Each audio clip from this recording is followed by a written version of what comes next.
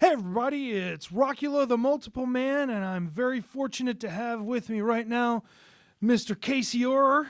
Hey, goddamn right you're fortunate. That's right. I could be napping right now. Yeah. I'm an old man now. We go back quite a ways. Yes, we do. And I guess since this is a, typical interview, let's start with everything at the beginning. Everything all at once? Everything. You were born in I was born in bed. I wanted to be next to my mother. I was in Scum of the Earth when I met you, and you were in Rigor Mortis. Mm-hmm. So let's try to go back just a little bit. What was pre-Rigor Mortis? Not really a whole lot. I met Hardin, drummer for Rigor Mortis, and now Speed Dealer and other bands throughout history. I met him, and I think it was 7th grade at Joe Bailey Junior High in Arlington, Texas. And we were like the only two long-haired rock and roll guys who just weren't, trailer park scum. And we noticed each other, and we're like, who are you? Who the hell are you? I'm a drummer. I'm a bass player. Let's start a band. So we started hanging out and started playing together, and we, had a couple of little bands that we, that never did anything at all. We played with some guys in Arlington, Jerry Warden and his brother, like the earliest form of Warlock. And but it was terrible. It was we were bad. We were terrible. It was really just bad. One half of the band was worse than the other half, but it was really bad. And we were, it was we didn't know what we were doing. We were kids. And we did that for a while, and that fell apart. And then we met Mike Scascia through a guy that Hardin had played with. Hardin went off and played with Eruption when he was playing all these bars underage. Had to have a note from his mom to be able to play these bars. And so the guitar player from that band was trying to set something up with us, and we just weren't interested. And he finally said, "Look, I found this guy. I met this guy, Mike Scascia, and you guys got to get together with him. I won't even bring a guitar. I just want you guys to meet him." And so we did, and it was just instantly clicked with Mike Scascia, and so we kind of that started, sort of Rigor Mortis. And then we hooked up with this guy, Mars Hugo Rodriguez, who was this older guy who was in a band called Agent that played around the Metroplex and stuff. And they were kind of, to us, they were kind of, a local big deal. And they were a cool band. They played tons of cool covers and stuff. And they had broken up. So we hooked up with this guy mostly because he had a shitload of weed. And he had like a little studio and rehearsal space and stuff. So we hooked up with him for a while, and that's when Rigor Mortis kind of the name started and all that. And he was just kind of, I don't know, he was a sort of out of his mind, and it ended up falling apart. And then from then on, we was Rigor Mortis, and it was just 3-piece for the longest time, and then eventually Bruce Corbett joined. Well, I want to jump in here. When anybody talks about DFW, which stands for Dallas Fort Worth, when anybody talks about DFW metal, what they really mean is Arlington. Yeah, at that time, yeah. Yeah, because absolutely. From what I remember, all the important people, the people that really made an impact, all from Arlington. Yeah, Arlington was really fertile ground. I mean, there's some, Pantera and, just tons of bands, Gamacide and, Rotting Corpse and all those guys. And even some of the bands might not have been living in Arlington, but Arlington and kind of Grand Prairie, there was a couple of places you could play there, a couple of places in Fort Worth, Joe's Garage, stuff like that. But that's where all that kind of started. And I talked to people in Europe who they know, DFW metal scene. Tell me about the DFW metal scene. And I know exactly what they mean. They mean that era. And, basically that Joe's Garage bubble of bands, that played there and all that. Meanwhile, like punk and stuff was happening in Dallas, but in Arlington and Fort Worth, man, I didn't know, we thought punk was some stupid shit that you're never going to get into. And, man, when I first saw live punk, it blew my mind. It changed my whole life. That's why I live in Dallas now. There's a big difference between that Fort Worth, Arlington sort of mindset and the Dallas mindset. It's kind of like, Dallas is, and for better or worse, it's not like it's so much better or anything, but Dallas is more, metropolitan and, intellectual maybe, More rich kids with expensive equipment. Right, and Fort Worth is more, down to earth, fucking man. Which is why Fort Worth and Arlington was better than Dallas, because you guys had to bust your ass on shitty equipment.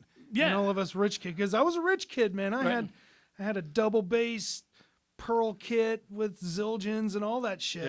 Yeah. By the way, going back, speaking of playing underage, my first gig was at Savvy's. Yeah. And I had, as soon as I got my shit packed up, they're like, go back to the cage, because there was the cage, Yeah. the underage cage. Yeah, the underage cage. Which was basically just a, what's that, fence? Yeah. It's just a fenced off area with Yeah. literal, what do you call that kind of fence? Chicken wire. Well, it was like the real, Yeah, it was just like normal fence that people yard use for fence. the or fence. Chain link fence. Chain link fence, that's what it's called, which was a great band, by the way. Yeah. Yeah, and that was another thing. You could be in that Fort Worth, Arlington scene, and there were sub scenes. There was like, the Savvy scene where there was kind of the like the band Savvy and all these other, and even Pantera Pantera started out and they were spandex and they ripped up fishnet shirts and bandanas and eyeliner, and people think of Pantera, they think of after Phil Anselmo joining, and I met Phil before he met them. Yeah. And there was a moment in time where he almost joined Rigor Mortis after Bruce left. He actually came over and tried out, quote unquote, but he had already been offered the Pantera gig. I didn't know it. He came over and sang all the stuff, and it was great. And I was like, man, hell yeah. And then after we went through all the songs, he was like, he told us, that they had asked him to join, and they had this deal coming up and all this stuff. And we were like, oh well, fuck, no brainer. You got to go do that. But he was like, I just had to come over and sing. He's still a huge fan. But I saw them. The Terry was Glaze or Blaze? Terry Glaze. I saw that incarnation open for Mama's Boys at the Arcadia Theater. And see, the thing is like when Rigor Mortis started, we were like, we just wanted to be the opposite of what bands like that and like Pantera wore at that time. Which was, and it was like almost you had to be that kind of band to play around here.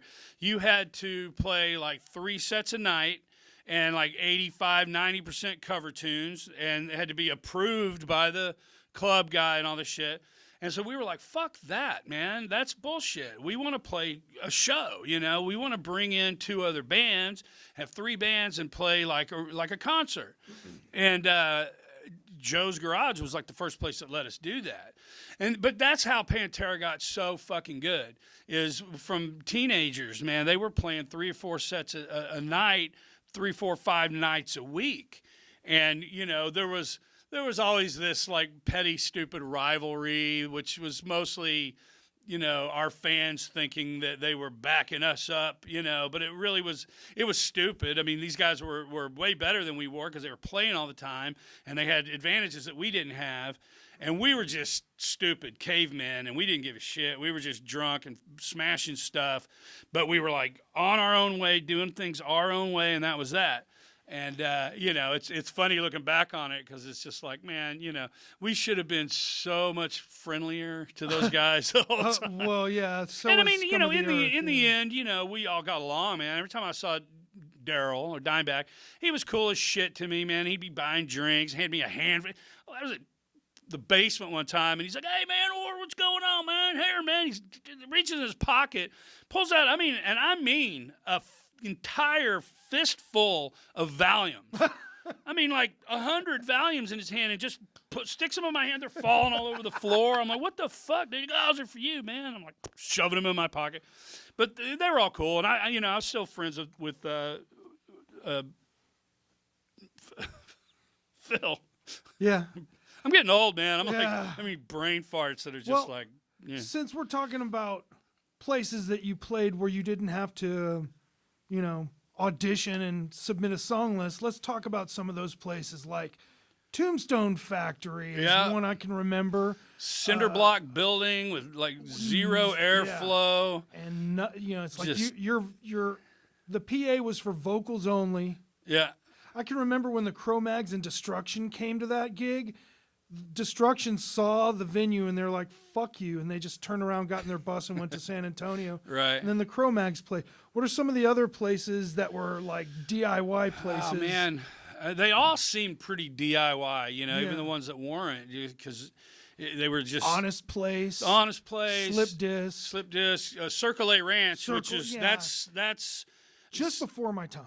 man, that was the first time, that was the first place I ever came to Dallas, other than the big, Reunion Arena, or see a bigger show.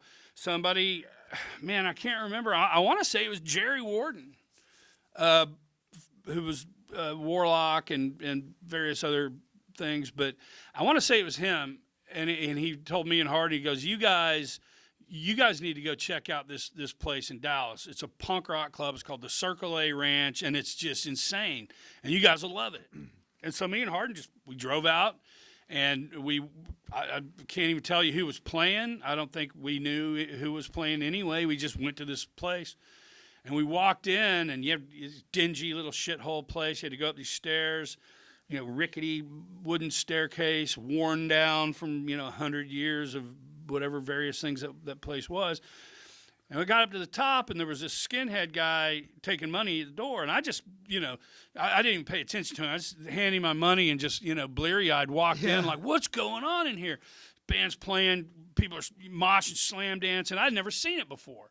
That wasn't going on in the metal scene yet. Mm-hmm. I mean, this was probably 82 or 3. Yeah, the first time I saw real slam dancing that wasn't on Quincy or something. Great episode. Yeah, was the Ramones at Arcadia, and it scared the shit out of me. Hell yeah. Oh, speaking of, let's also go into another thing that helped out the DFW thrash scene, and we'll use Jerry Warden as a kind of a link. The mighty KNON. Yeah. KNON. I started, once I heard of this radio station, I started listening to it, and there was, several different shows.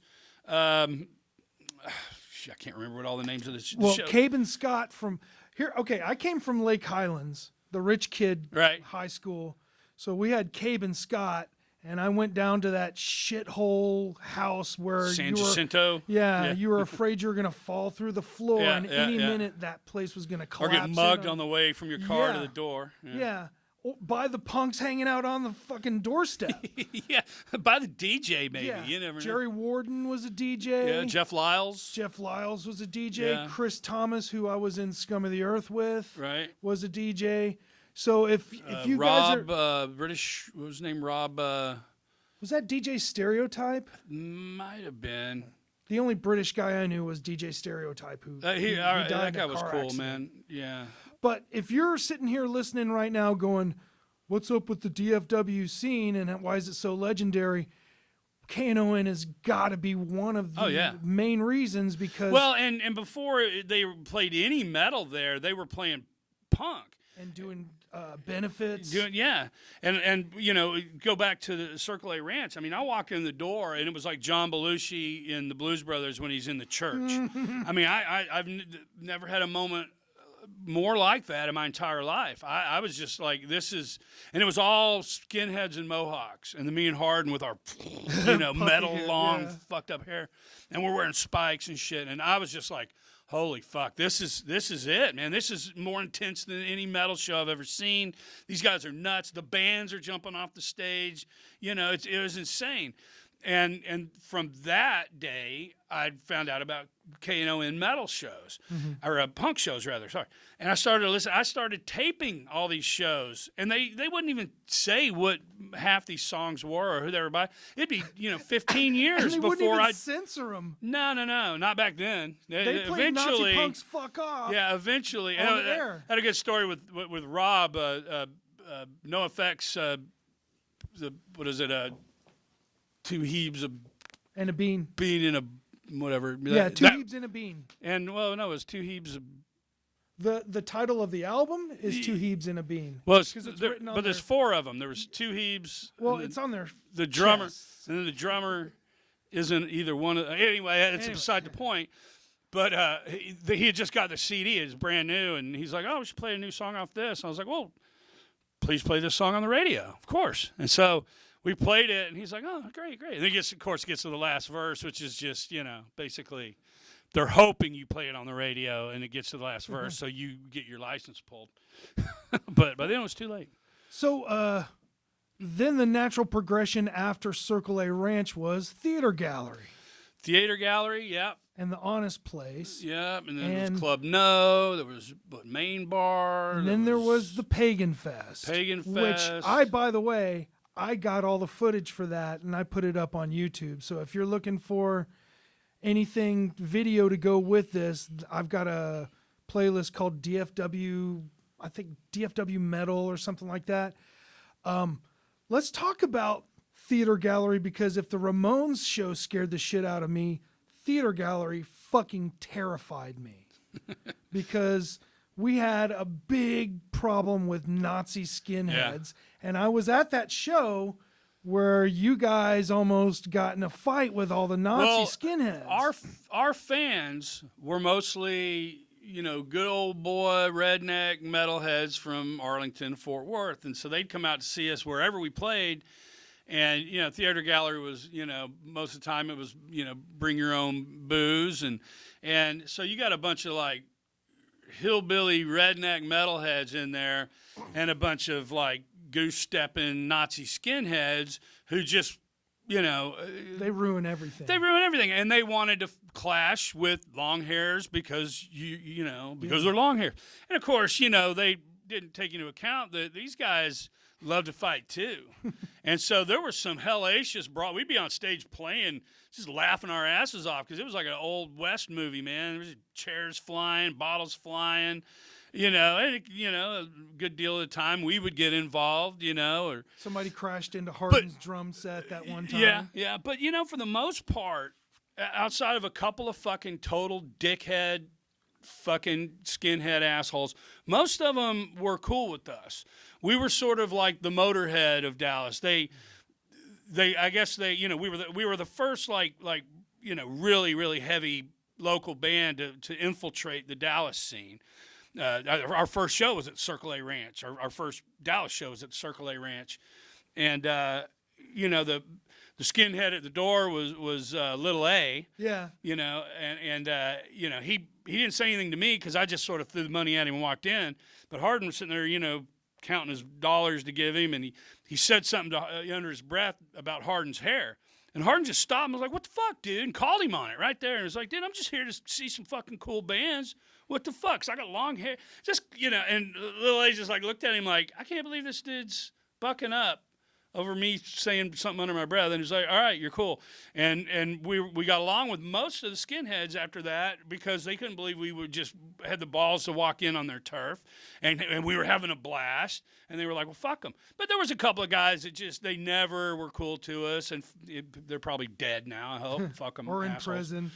Yeah, and over time, it's there was a couple of years where every time we played Dallas, there'd be a huge fight. I've got, at least a half a dozen news clippings, riot between skinheads and long hairs, and fighting in the streets and mayhem, and it was literally that happened every time we played, and it was almost never as exciting as the newspaper clip was, but man, it was cool as shit. Dude, we're in the newspaper, because there was a big fight at our show, but after a while. Things started, the crossover bands, were coming around, DRI and all that. And so there started becoming less and less of just a line in the sand, And, and after a while, there was still a few assholes. But for the most part, people started getting along and the scene.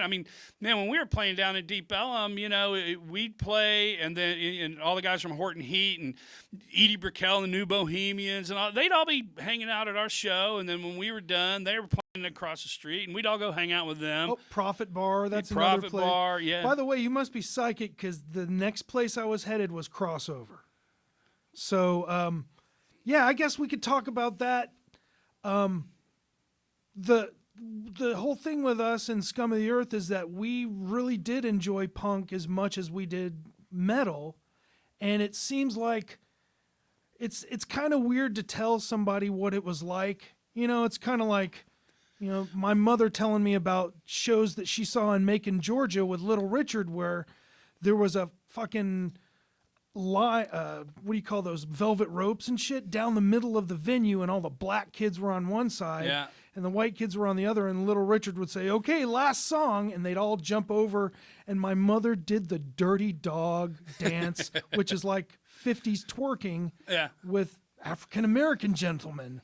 So I've got some. Well, you know, and thank God got some people were progressive doing blood that. in You me, know, I yeah. mean, that's the right way to do things. Is fuck those velvet ropes. You know, and you know, that was the way with us. I mean, we were all. You know, we grew up with old school, you know, heavy metal and rock and roll. We all had older brothers. Well, you know, back then we hated country just because we were trying to escape that Texas, you know, roper redneck shit. I love it now. I love old country now. I mean, I'm fucking Buck Owens, man. He gets me, man. I love Buck Owens, you know, and I love all that old country and stuff. But back then it was like, you know, you couldn't like any pop music. You couldn't like, you know, any, you know, new wave stuff, you know. I mean, I secretly always loved The Cure, but, you know, I wouldn't say that back then because, you know, metalheads would just be like, what, faggot? You know, that's the you word know, that comes out. Yeah, oh, man, you know, yeah, I was punk when we were called Hey Faggot, you know. Well, that's also, though, bringing up country, we all need to point out the first band that really did it well, putting country and metal, was Dead Horse. Oh, yeah, yeah. Got to talk about Dead Horse if you want to talk about an important Texas metal band. Yeah. You know, Texas is fertile ground. It's a huge state, too, you know, and there's lots, you know, there's a half a dozen big cities where there were scenes, you know. But yeah, I mean, we, you know, but where we were at in Arlington and Fort Worth, man, you just really weren't exposed to punk rock, except like on Saturday Night Live when Devo was on there, or the Meatmen were in Fear, you know. Yeah, and you're like, well, you know, but by the time I think, you know, well, Meatmen weren't on there, but Tesco V was in the audience when Fear was on there. But, you know, when Devo was on Saturday Night Live, shit out of me when I saw that. I loved it. I was like, I don't know what the fuck I'm watching, but these guys are killer. Yeah, and I've always liked weirdo shit, you know. I've always liked, you know, weird art and weirdo shit, and so it, you know, that spoke to me. And when I came to Dallas the first time and saw these bands that were just heavier than any metal band I'd ever seen, I fell in love with it. And that, you know, and then we all got into, you know, Pistols and the Ramones and, you know, Circle Jerks and, you know, Black Flag and all that stuff. And it, you know, if you listen to, you know, the second, third Rigor Mortis records, there's definitely punk influence on it. And we were definitely influenced by punk a great deal after the first album. I mean, the first album we had already, you know, started getting into punk, but we were still, you know, trying to be the fastest speed metal band, you know, and it was all horror movie lyrics and stuff. Mm-hmm. But, yeah, I mean, punk definitely, I mean, I'm more into punk, to be honest, than metal. Right now, I am, too. I'm very selective about metal these days because so much of the best metal that I hear these days sounds like metal that I liked in the old days. So I appreciate it and all that, but I'm not, you know, it's not doing anything new for me.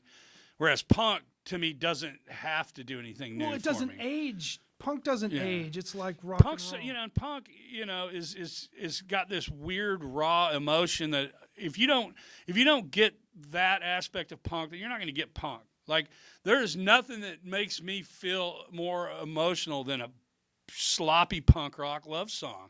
Because it's just like this poor slob, you know, this poor idiot. He doesn't even know how to tell the girl how he feels, so he's just, you know, I kind of like you. Let's go have a beer, you know. But to me, something about that, you know, is so like, you know, real. What did you guys have? Let's talk about the Rigor Mortis thing again. Did you guys immediately decide you were going to have the horror edge to it? We didn't even think about it. It just, just happened. a typical day for the guys in Rigor Mortis back then was, because of course none of us ever worked. I don't know how we ever paid any rent, or we moved a lot. And you guys weren't necessarily known for having a bunch of girls around you either. No, usually somebody'd have a girl and we'd mooch off them a little bit. One of us would almost always have some girlfriend, and they had a car or something. Stripper girlfriends. Yeah. But a typical, honestly, I mean, this was a typical day. Is we get together early afternoonish, and we would rehearse for 6 to 8 hours until somebody finally just crapped out, and it was like a contest. Skasha would just like, fucking pussy, and we would just play and play and play, because he would not stop. And we would just play and play and play till somebody was just like, man, let's go get a beer. Let's go, let's take a break, which was really like, I can't do this anymore. And then, so we would practice for 6 or 8 hours, and this was like almost every day because we didn't have anything else to do. And then we would go watch like 5 or 6 horror movies in a row, and we would just smoke weed and drink beer and do that. And that's what we did every fucking day. If you stop swimming, you drown. Exactly. And it wasn't like, we're going to do this, we're going to do that. It just it was just very natural. And when we started like writing lyrics, everything was death and horror and gore, because that's that's all we were really into as far as movies and stuff. And Mike was just super fast, and so we didn't like decide we want to be the fastest band around. We just became the fastest band around. Everything was super fast, and there wasn't a thought process to it. But we never thought about doing a slower song really either. We would do slow intros or slow middle sections and stuff like that. Doomy stuff. Yeah. But it wasn't like. That just seemed like natural too. It was there wasn't a whole lot of thought process behind Rigor Mortis. We were a real just freight train heading towards wherever the fuck the wreck was going to end up being. And we never had any business sense. We never had any real management. We'd divide the money up and spend it at the bar. We didn't invest into our band. Made a lot of big mistakes, along the way. But we did it our way, Well, let's get into. I know this is a very vague thing to ask you, but can you describe to people why Mike Skasha was so much better than everybody else? Because Mike Skasha slept with his fucking guitar, man. That's all he did. If you ever watch Metalocalypse, the guitar player that's just always. He's just always got his guitar on, whether it's plugged in or not. That was Skasha. I mean, I was on tour with him, with ministry, and literally we'd share a hotel room, and he would sleep with his arms around his guitar. He would sleep with his guitar, all that, because he would just sit there and plick, plick, plick, all the time.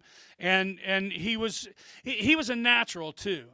He would tell the story that the first time he ever picked up a guitar, he did that speed picking. Million miles an hour thing, and the girl whose guitar it was freaked out, told his parents, hey, you need to nurture this guitar playing thing, because he's got something that's just. And he was natural. He was the kind of guy that you could mention a song, and if he could remember it in his head, just kind of hum it in his head, he could translate it to his hands immediately. I'm not that guy. I've got before I go back and play with GWAR, I'm going to sit down for a week and go over all the songs that I just played a year ago. Look at the numbers and memorize the numbers. But I'm just, I mean, it's because I go from one band or one thing to another, and man, if you ask me to play a song right now, I'd be like, or, you give me a minute and I'll remember it. But it's just, it all just sort of mixes together. Skasha, man, I heard him play things that he had never played in his life, and he played them like he could have been playing it sitting in with some band on stage playing a Buck Owens song or something. Guy picked up a banjo one time, and he had never played banjo, and he immediately starts playing banjo like you're supposed to, like you play banjo. It's not like a guitar. Yeah. It's different. And he immediately is playing it believably. He could pick up a mandolin and play some bluegrass thing, and you're just like, holy fuck. I always say, and him and before Dimebag died, Ministry and Damage Plan. Damage Plan were touring at the same time. And they kept crossing paths. And so Mike had talked to Dime a few times, and both tours weren't doing that great. And they were like, man, we should talk to our booking agents and combine these two, these two bands on the same bill. We do a lot better. And they didn't go for it or whatever. But I've always said, because there's people that are, they're dime, and there's people that are scotcha. And I always thought the ultimate thing that I would have liked to have seen was those two guys hanging out, some drinks, some guitars, and just let them just bounce off each other until Mike picks up a mandolin or a banjo or something. And I can almost guarantee it. At some point, Daryl would have just thrown up his hands and said, "You motherfucker, man," because Mike was that guy. I mean, he could play guitar, and it's not like he was a perfect guitar player either. Yeah. But it was just so natural to him that he could play things you wouldn't expect him to play. Especially if you knew his catalog of music. He would play, like if you go online and watch some of his guitar clinic stuff. He was working for Gibson, and he would do some of these things at Guitar Center and stuff.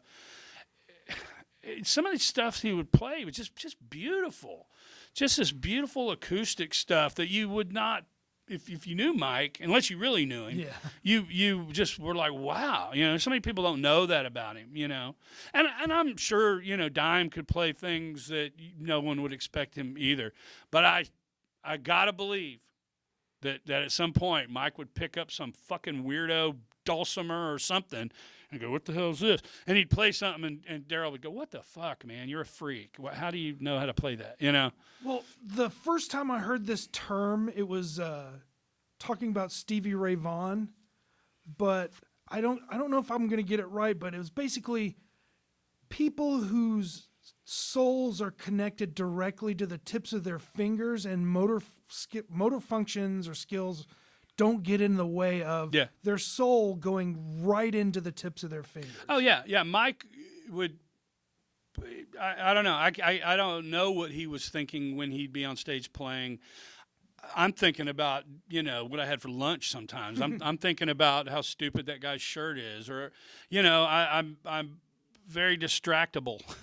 And, Mike would seem to just be, even if he was, he'd be playing guitar and watching TV, but he wouldn't flag on the guitar, and he was one of those guys. And he would always say, man, you could have great equipment, you could have, knowledge and all this stuff, but if it's not in your hands, it's not going to come through the guitar. And I believe that because, I know a lot of people that,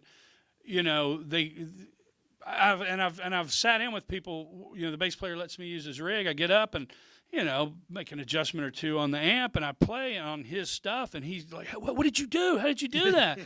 I'm like, "Oh, I didn't really do anything. These are my hands. My hands are different than your hands, and my hands, kind of, I don't." I may not be as technically, learned as some people, or maybe even as tight as some people, but there's a fluidity to the way I play that I understand when I'm doing it, and so if I hit a wrong note, I can slide into the right note, or I can make that wrong note work sometimes, It's an art, I mean, it's, there's a lot of guys who are technically light years away from anything I could ever do, but not interesting at all. One of the greatest compliments I ever got was, "Why do I sound like shit on your drums?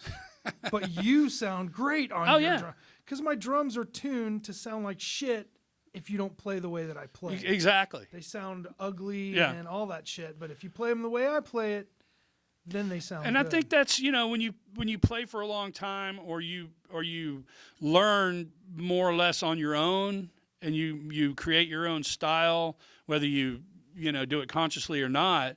That's what happens. Is your gear is going to sound one way when you play it, and if somebody better than you could get on your gear and not make it sound as good as yours. Yeah. I had an old Ampeg SVT stack that I was so excited when I bought it. I bought it off that Mars guy, and I was so excited to have it, because it was my first big, it was my first, Ampeg.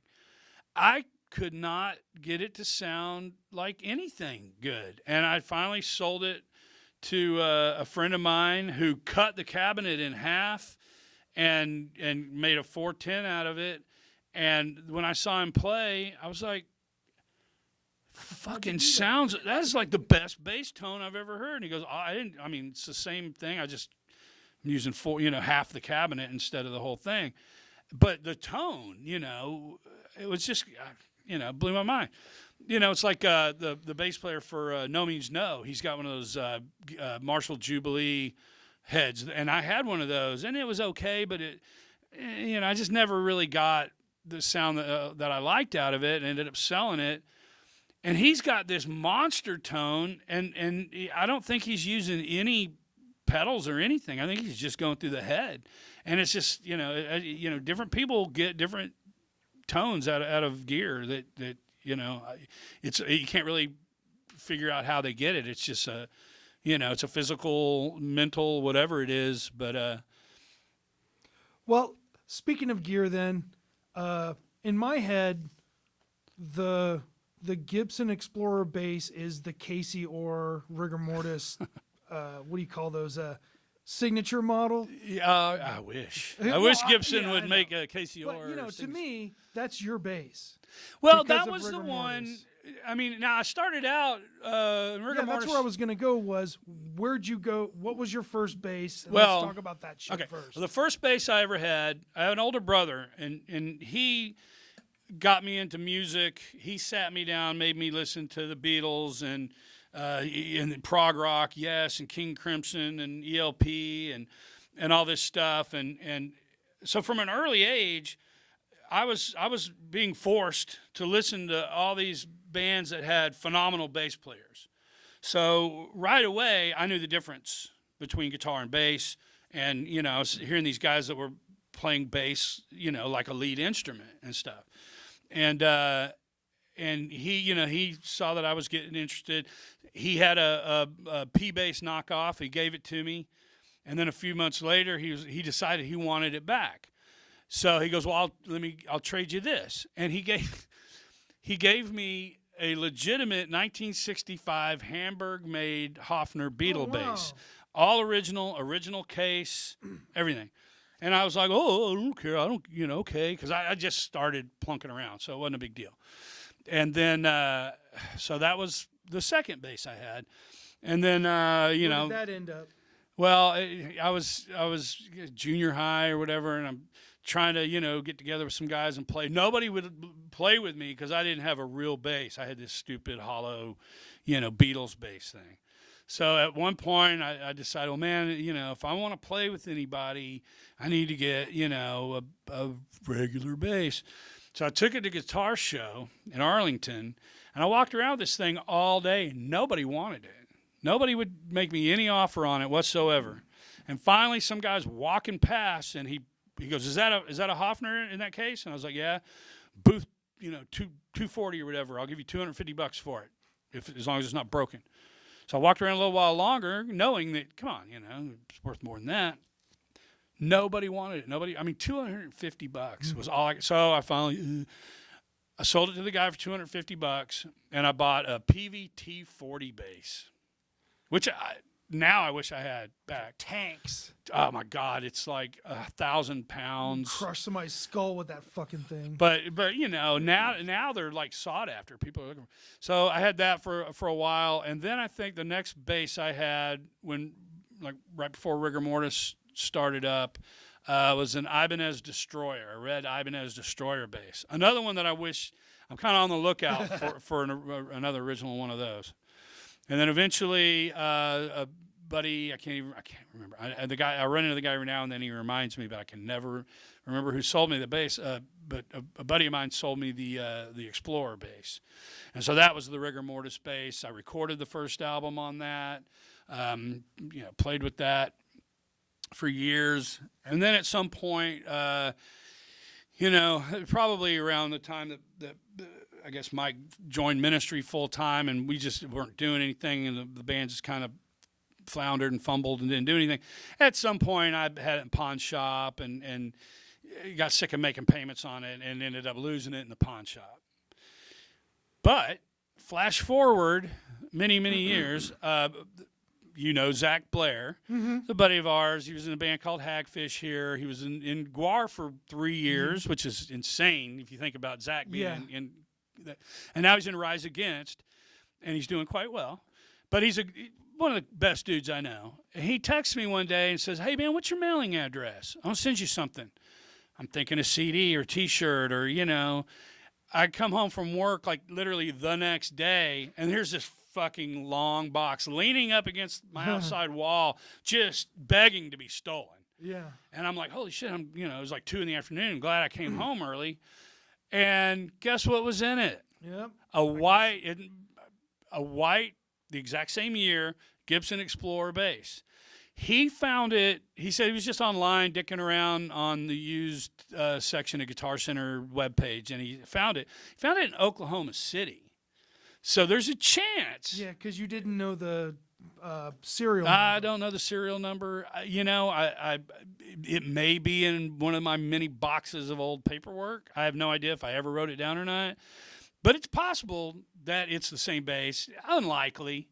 But boom, there it is. So I have that. I'll never get rid of that. When I die, it'll go back to Zach, But, man, awesome. I love it. I play it, from time to time. I'm not going to take it on the road with GWAR or anything like that, but yeah, it's a great bass. I'm one of the coolest things anybody could do for me. About the circular nature of that shit.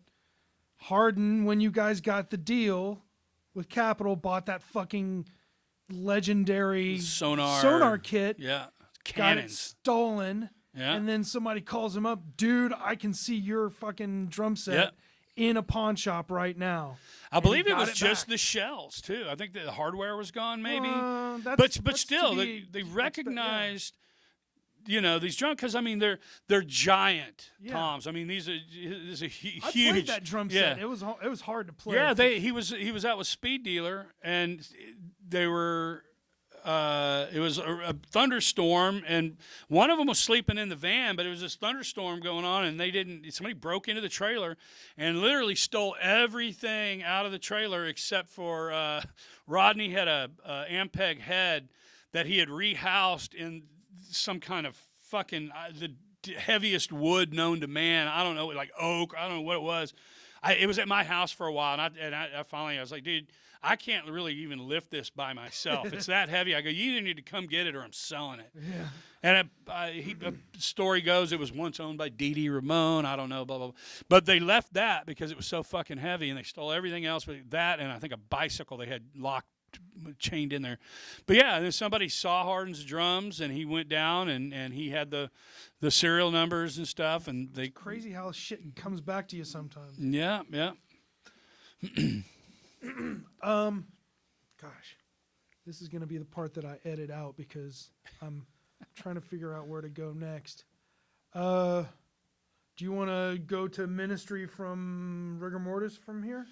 Well, yeah, we can do that. We met. Well, or are we missing something?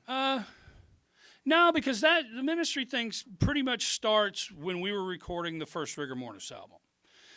The Capitol. We didn't know what we were doing, so we kind of let Capitol, suggest things to, producers and studios and whatever. So we had Dave Ogilvy ended up producing the first record. And Dave Ogilvy was Skinny Puppy's front of house guy, and produced a bunch of industrial and dance stuff. And great guy, probably wasn't the guy, for a speed metal album, but he came in and we all got along. And Kerry Crafton, who I still work with to this day, engineered, and they put us in the Dallas Sound Lab on the fucking $1 million SSL board, and we're doing nefarious things on top of this board. I've got pictures of soundmen would burst into tears if they saw some of the debauchery going on this $1 million soundboard. But so we recorded the record with Dave Ogilvy, and Dave Ogilvy was good friends with Al Jorgensen. And apparently while we were still working on the record, we were working on the record for about a month in there. It was ridiculous. I can't imagine working on an album for a month. It's like Def Leppard shit to me. I mean, I usually lay all my tracks in one day. Get the bass player out of here and let's move on to the guitars and the real shit. But he sent Al a tape of what we were doing, and according to Al, and this was fairly recently, Al told me that he heard "Die in Pain" and Mike's guitar playing. And he goes, well, it was Mike's guitar playing, but it was that song too. It was that song, "Die in Pain." And Ministry hadn't really gone heavy industrial yet. They were still on that sort of dance fence kind of. It was industrial, more dance stuff, like in Sympathy or with Sympathy, era or whatever. And so according to Al, he scrapped the project they were working on and made not Mine Is a Terrible Thing to Taste, the one before it. Land of Rape and Land of Rape and Honey. Land of Rape and Honey. So I was like, oh, wow, that's really cool. I never really thought about it until, like, kind of recently. It's like, well, if my song and Mike's guitar playing influenced Al to make Ministry what Ministry became, then we also influenced Marilyn Manson and Nine Inch Nails and all of that shit. Speaking of Nine Inch Nails, at the video bar. Yeah. There's a place called Traders Village here. And it, it's just a big swap meet, rummage sale kind of thing. But it's a big outdoor market.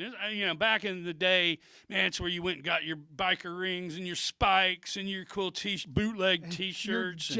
Your what are those fucking bandanas? Oh yeah, your roach clips with the feathers hanging off of them and all that shit. That dates me there. And that's what, and I knew that we had kind of made it when I saw a guy out there bootlegging Rigor Mortis T-shirts. But there was a big poster shop there, and it was like in a building. It was kind of like a permanent shop. A lot of stuff was, tables outside, but there was this poster shop, and they had the big giant posters, all the big Kiss posters and all that stuff. And there was a big, and I got it, and I still have it. There's this giant black and white photo of Trent Reznor from like early Nine Inch Nails days. I mean, earlier. He's wearing like an Aunt Jemima do-rag, and he's wearing the first Rigor Mortis T-shirt. Wow, that's crazy. Which, doesn't really mean much to most people, but, it's kind of cool to have because he probably doesn't even remember who Rigor Mortis was at this point, He's had too much money, go in his pocket to remember us little people. But so, Al freaked out on it and loved it, and when we met him when we came through Chicago. We toured with Death Angel and hung out with him and just, kind of became friends. And, of course, I'm sure from the get-go he was eyeing Sasha, to pull him into his fold. And eventually he did. And, Rigor Mortis was floundering. We never had management. We never had, our first record – well, another story to come back to, but our first record came out on Capitol, and then it was boom, boom, boom, downhill from there. And after the third record, Mike had been playing some shows with Revolting Cocks here and there, and Al, made him an offer and wanted him full time. And Mike called me and told me, and I was like, man, yeah, you got to do it. I mean, that's another no-brainer. I mean, we've got nothing to offer right now anyway. And I kept waiting. After I got off the phone with him, I was like, man, I should be really pissed off. I just lost my guitar player. My whole band's just imploded. It's done as far as I was concerned at the time. And I never got pissed off about it because I knew it was the best thing for Mike. That's the mark of a good friend. Well, and Mike, best for your friends. Mike was he was the most talent in the band. I mean, he was like that natural, Hardin's a great drummer and I'm a decent bass player, but no, we weren't doing anything. Mike was special. Mike was special. And so I wanted it for him. I wanted him to go and somebody needs to go off and do something. It's like when I went off to do GWAR, he was excited about it because he wanted me to go do something cool. And I also want to add something. Nobody kids like me who would walk up to Mike Sasha and talk to him, he didn't pull the rock star trip on you. He was like your best fucking friend. He sat there and listened to everything you had to say. was really nice, looked you in the eye. Yeah.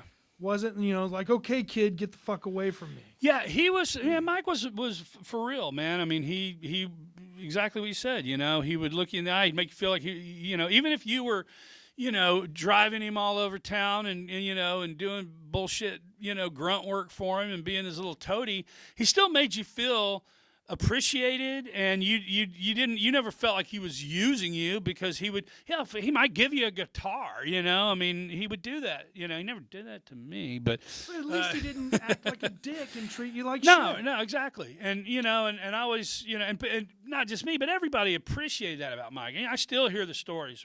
I don't know how many people are like, Mike was my best friend. Mike was my best friend. Mike was my best friend, and I'm like, Mike was my best friend, and. It's crazy. He was a really, and he wasn't a perfect guy. I've seen him be, especially like, the guys closest to him, I've seen him be fucking just a horrible asshole and laughing the whole time he'd do it. And he beat me with a broom one time. He was holding it by the bristles and just slapping me. Me and Harden were in a fist fight on the floor, and Mike grabs the broom, just starts beating on me with it, laughing maniacally. It was just like, what the fuck is going on here? But no, he was like that. He had, if you were in his circle, or it could be a brief moment, but he would make you feel like, you were appreciated, and he talked to you one-on-one, and he never pulled that rock star bullshit. So what happened with Paul Barker to open this position for you? Well, what happened with the me doing anything with ministry at all? Mike had been working with him for a while. He was in Chicago, and he was sick of Chicago. He wanted to move back to Texas.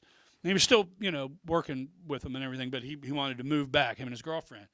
So he had me and a friend drive up there with a U-Haul trailer to move him back. And while we were in Chicago, we went to the studio, and they were working on Revolting Cock's Linger Fickin' Good. And we, just went in there, and we were just kind of hanging out. And Al had just got the call that they were doing Lollapalooza, 92. And I was just like, dude, give me a job, man. I don't care anything. I'll push, a roadie. I don't care. I'm not doing anything, I just want to do something. I'll go on the road. I don't care. Here's a little pause here that I want to bring up. For any of you people that are non-musicians that haven't toured, once you get that forward motion, you can't get rid of it. It doesn't matter if you're tired, hungry, starving, dirty as fuck, in a shitty van. Once you get off the road, you're like, I gotta get back on the road. Well, you can't wait to get off the road, and then once you're off the road, can't wait to get But back. that's not everybody. I know some great musicians who just could not deal with it. They did not like it. They got homesick. They wanted, the white picket fence and the wife and the stable, which is understandable. Once you get hooked, yeah, it's not for everybody, but you have to be crippled to not go back on the road again. For us long haulers, it's you can't go too long without not feeling right. That's what I talked to Monty Melnick about. He's like, there's still times where I was like, God, I wish I was in a shitty van right now, eating crappy food and wishing I had. Well, and every time I tour in a shitty van, I'm like, fuck, I wish I was back in a goddamn tour bus. And then when I'm in a tour bus, a lot of times I'm like, man, you're driving through some beautiful part of the country that you can't see. And I'm like, man, I wish I was in a van right now. Like, whenever we're in Europe, man, I'm like, damn, I would like to do this in a van some point where I can really see everything. Yeah. But going back to the ministry thing, so, I'm just like basically, begging for any kind of scrap gig, not thinking, he's going to go for it. And he was like, oh, man, I can't make you be a roadie. Because I think he always had the, I don't know if he actually felt bad, but he would act like he kind of felt, like, I was too good for that. And I think it was maybe he felt a little bit bad about, taking Mike or whatever, which I didn't, because, onwards and upwards and more power to Mike, but so he goes, man, I got an idea. You can be the bass tech. Of course, he doesn't ask Paul. He just said, you can be the bass tech. And Paul's wife's pregnant and she's going to have a baby on the road. So you'll fill in for Paul probably for a show or two. And I'm like, inside, I'm like, what? Wait, no, I don't think I can. I don't. But I immediately go, hell yeah, all right. And I'm just like, fuck, I was because I was green as grass. Rigor Mortis had done one tour with Death Angel for about 28 shows, if that, and that was it. And then we did little one-offs and regional shit. The legend, has grown, and people think we. Everybody's seen you. Oh yeah, everybody thinks we toured our asses off and all this shit, but we didn't. And so I went. This is my first time ever in a tour bus. Real deal. It's Lollapalooza. Catering and hotels and all this shit. And so I'm cool with it. So every day, every chance I get, I'm rehearsing on the songs and all this stuff. And then one day Paul walks up and goes, "So how you feeling about the songs? You feeling like you're ready?" I'm like, "Yeah." I think it was Scranton, Pennsylvania. And I'm like, "Yeah, man. Yeah, I think I'm ready. And he passed me on the back and he goes, "Good. I'll be at the front of house. You're playing tonight." Dude, I mean, I almost shit my pants. I immediately, did the work I had to do, and went to the bus or went backstage or wherever I went and just shedded. Yeah, and this was with a cassette Walkman, and this was not I think I had a Tom Scholl's bass man or whatever the fuck that thing was, which I still have, by the way. Wow. I keep everything even if it's broken. And so I did the show, and years later somebody gave me a cassette of that show. That's great. And I'm listening to it, and I'm like, fuck yeah, man.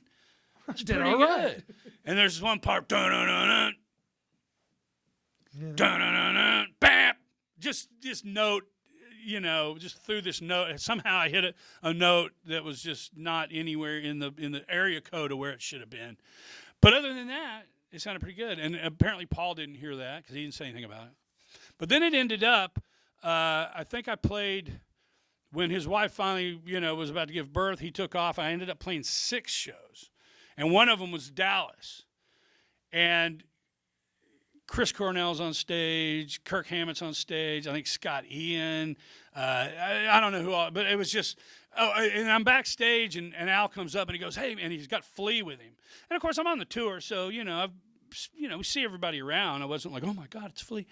But it's like, he comes up and he goes, "Hey man, you need to teach Flea how to play Supernaut." And I was like, "Yeah, okay, no problem." He goes, "And you're both going to play. You're 2 bass players." So I'm like, okay. So instantly I forget how to play the simplest fucking song in the set. Yeah. And I somehow, I managed through it, and I taught it to him. It wasn't that difficult. Flea's cool as shit.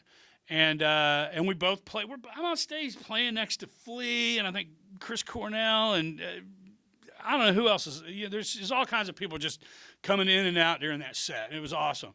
Years later, somebody gives me some video cassettes of some live shows that a couple of shows that I was playing, and they're from a mile away and whatever. And I left one of the tapes running, and I went in another room and did something. I come back in. There's video of me teaching Flea. I didn't even know it existed. So, it was just crazy shit, I was green as grass, man. This is my first big tour at all, and I'm faking my way through it, I'm doing shit like I had to carry like 3 guitar cases through the whole backstage area to the dressing room, and in front of the door, all 5 members of Aerosmith are standing there, and I got to tell them, move. So I, no problem. Just like, "Oh, yo, move it." And they're like, "Oh, sorry, man." They get out of the way. I walk past, and I'm just like, I just told Aerosmith to get the fuck out of my way. It was cool. It was a blast. But, yeah, so I ended up playing 7 shows, and then Paul came back. And Well, I actually saw 2 of those shows, and I don't know if you remember this. I was in New Orleans, and somehow Dave Abraziz got me backstage because I saw him. I'm like, "Hey, it's the drummer for Dr. Tongue." And he turns around like, "Who the fuck is that?" Because that's a Dallas reference. And so I'm backstage. Somehow I made it on the stage while you're warming up. And then I guess it was Perry Farrell's road manager or something saw me. He's like asking me for my pass. I'm like, "I ain't got no pass." And you stood up for me. but he still kicked me out. Nah. I'll never forget that. You stood up for me even though he kicked me out. So Yeah, that I was, can only do so, my powers. Yeah. My powers are only so strong. And I had a chance to get backstage for the Dallas show, but I'm like, man, it's just so many people are going to want all of these people's time, and I can probably walk up to Casey sometime other than when every motherfucker on the planet wants to be seen with Casey. I still have a, if it's someone else's show, unless they specifically invite me and want me to be hanging out backstage, I just never feel comfortable being backstage. It's like showing up at somebody's job and asking them to hang out with you. It's like, dude, I'm working right now. But it's like, for the most part, I don't think most people really mind. It's like I don't mind if somebody is hanging out backstage. Hey man, can you get me in? If somebody I know, or if they catch, I don't answer my phone the week leading up to a local show because nobody calls me anymore though. Everybody learned their lesson. I'm just like, if I never talk to you except when you want me to get you into a show, then I'm not answering anymore. That's bullshit. I don't want to feel like that person. But for the most part, it doesn't bother me. If it's somebody that I really know, it doesn't bother me. But if it's me, it's like, I just, I can't. I'm not that guy that can walk up to a backstage and go, "Hey, tell so and so I'm here." Hey, I'm Casey Orr. Do you know who I am?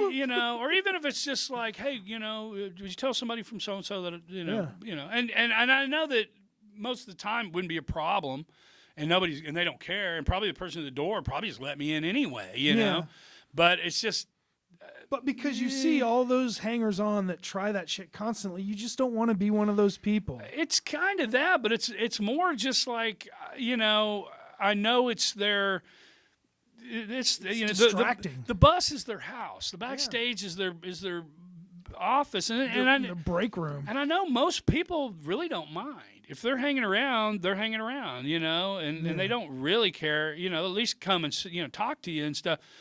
But I'm just reluctant to ever even play that card, unless somebody specifically, you have to come. I want you to hang out, So you did those shows. Did you do anything else with ministry after that? No, I did that, and then came after the Lollapalooza tour. So that was '92. Oh, one more thing about the Lollapalooza show in Dallas. I got up on stage with Chris Cornell at the Jim Rose Circus Sideshow. Right. And all of my friends couldn't believe I drank the bile beer. There was a girl I was going out with at the time, and she said she was about to faint because I was that crazy dude that would do just about anything. And so me and Chris Cornell chugged the bile beer together. Oh, man. That was one of those things I was like, I'm never going to do that. It's like, and I didn't even drink. I was straight edge at the time. Well, I mean, it's not that the beer really had any. I just needed the attention. It was, what was it? It was a quart of beer. Matt the Tube. So 32. Yeah, Matt Crowley. I still talk to him occasionally. He's on Facebook, and we have mutual friends in Seattle. His girlfriend is a good friend of a friend of mine, and they got together, and so it's just kind of this, like, we chit chat a little bit here and there. But and that guy's like a pharmacist, so it was, it was all, and he's a very, scientific kind of guy. But it was like a 32 ounce of beer and chocolate syrup and Maalox and a couple other things. And he, for those who don't know, he would take this shit, mix it up, and he would run a tube from this, like this giant syringe thing that was like, I don't know. Jim Rose would describe it as what they would use to force feed hunger strike people. But yeah, it was it was like the circumference of a softball, and about a foot long, and this hose. He'd put the hose down his nose into his stomach, and he'd pump this concoction into his stomach, and it would mix with his stomach acids, and then he would pump the whole thing back into the syringe, and then they would pour that into cups, and people would get on stage and drink it. And it never crossed my mind that I would even, on a dare, even for money, I was just like, I don't care. Now I understand the physics involved, and it's safe, whatever, but it's gross. I didn't care. I just wanted the attention. Yeah. I remember Mike Scosh's girlfriend drank it, and and then came back. I drank the beer backstage. She came backstage and told Mike, and he flipped out. He was so pissed off. I don't think he kissed her for like a week. He was just like, "You're gross, fuck off," because that was something that he would never do. So you get off of the ministry tour. So I get off the ministry tour, and I got nothing going on. I'm just hanging out at home, you know, selling weed to my friends so I would have a little weed, not even making any money. And I get a phone call from Phildo from Skate Nicks. And he said, "Hey, man, you know, Lee Ving lives from Fear lives in Austin." And Fear had been broken up for years. And he goes, "Well, he's thinking about putting Fear back together." And he's asked me if I knew, you know, bass player and a drummer and blah, blah, blah. So me and Mike Dunn, who was a drummer for Sedition, and this was before, you know, did the Ex-Cops thing. He was also the drummer for Ex-Cops. But this was before I joined GWAR. He had us come down, talk to Lee. We came down. We spent a weekend at Lee's house, and we rehearsed with him and hung out with him and his hippie wife and smoked weed. And he's, you know, had all these animals on his land, and you know, not what you would imagine Lee Ving. And his wife's just this total, like, you know, free spirit old hippie chick, you know, the killer weed and all this shit. And so we hung out, and he played us his country stuff and all this shit, and got along great.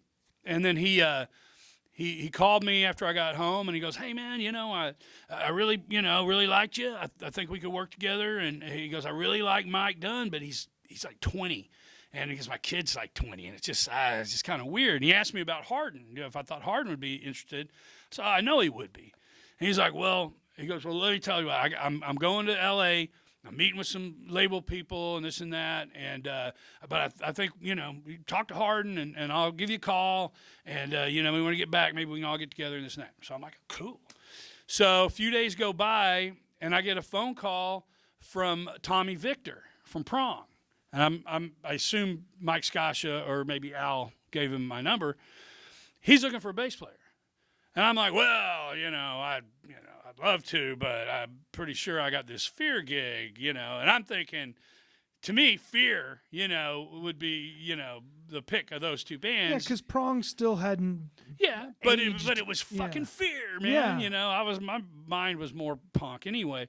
And so I basically, you know, say I can't do it. I get off the phone with him. I don't even get a phone number. And then Lee Ving calls back a couple days after that. "Hey, man, you know, I did some demo stuff with these guys, and, man, we just clicked, and they're going to be the band, and, you know, sorry, man." So I'm like, shit. Then I get a call a couple days after that from Pete Lee, who was also in Sedition here in By the way, let's put a pin in that, because we didn't talk about Sedition when we were talking about Dallas, and they're really important. Yeah. Sedition started out as Talon.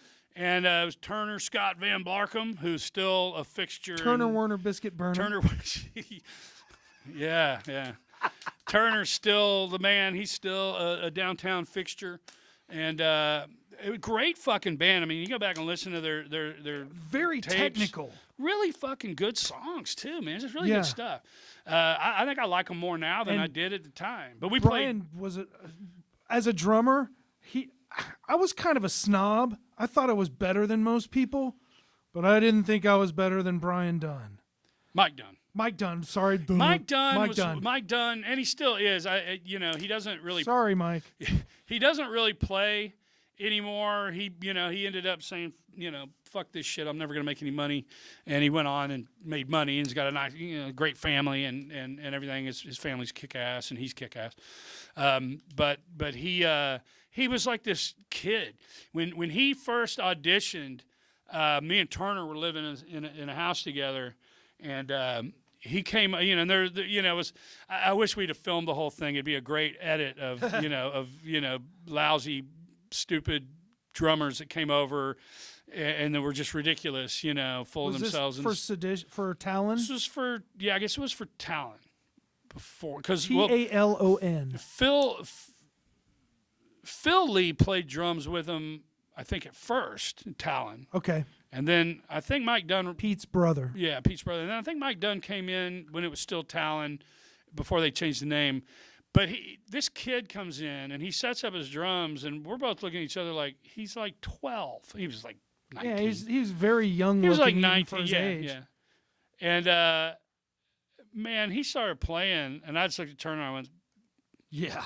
your search is over, man. This motherfucker, and nobody knows him yet, and he doesn't know anything yet, but he was awesome. He was like a little machine. Yeah, he was just bad motherfucker. tight and fast and funny.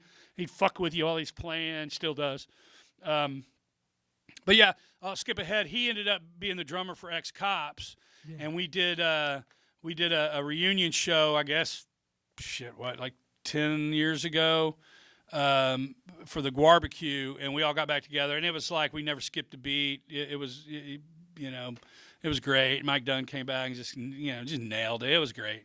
Oh, another little, if anybody's listening to this and you want to get into the minutia, Phil Lee joined a band called Der Gestank, who was one of the bands who we really wish could have made it because they were great. Yeah, yeah. Okay, so leaving, we're going to get back to this point. Leaving. Okay, so leaving tells me he's got these other guys.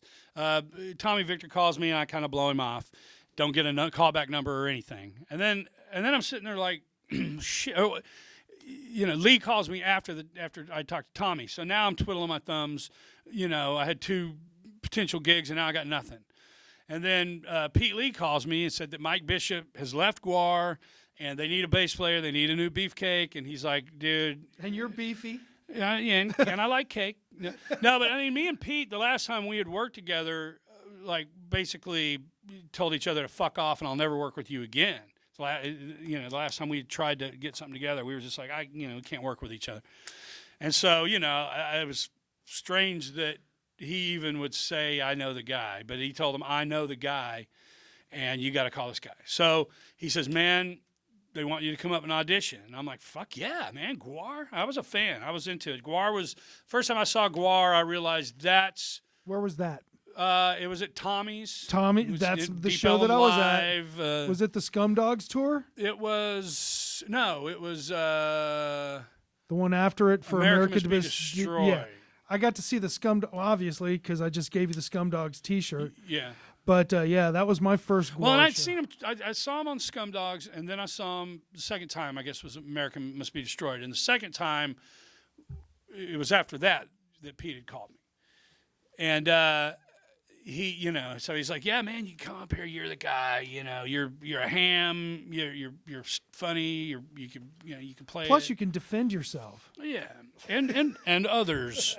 So I'm like, yeah, fuck yeah, dude, hell yeah. And he goes, the only problem is you got to pay for your own flight. And I'm like, well, I'm out. I don't have any money, and like an idiot, like I couldn't have scrounged it up somehow. But I'm just thinking, what do I have in my pocket and potentially anytime soon? And it was nothing. So I was like, man, I don't have any money. I can't afford a plane ticket. And so we kind of left it at that, like, fuck, man. He goes, dude, you got to get this gig, man. You're the guy. And we just kind of left it at that. So I hung up with him, and I literally had one of those moments where I look at the wall as if it's a television camera, and I go, what the fuck just happened? Just 3 potential fucking great gigs, and now I'm nothing. And I'm just sitting there with a bong in my hand going, what a fucking complete loser you are. He calls back the next day, and he goes, I convinced them that they don't need to look any further. You are the fucking guy, and they're going to fly you up here. So I flew up there with a quarter pound of pot and my stuff down my pants, back when you could get away with doing that. Yeah. And I walked in and threw it on the table, and Don Draculich plays Sleazy P. Martini, the manager. He was working on sewing some strap onto some costume thing. And he just sort of like, in his dry way, sort of glanced over at the pot and goes, yep, he's the guy. Because it's Texas weed. Yeah, buddy. That was, and the caliber of weed that I brought compared to the caliber of weed that the shittiest weed you can get now. I mean, that was like dog shit. Yeah. But I went in there and I'd learned like 40 songs. They hadn't been playing in like a year. So they were like, how's that go? So I went in there and I'm like showing them their own songs, and it was great. And we started playing, and we just clicked. And then, we took a break, and they go, well, man, just hang out. We're going to work on this other stuff. This other band were putting together things. So they started playing these songs, and there's no vocals or anything.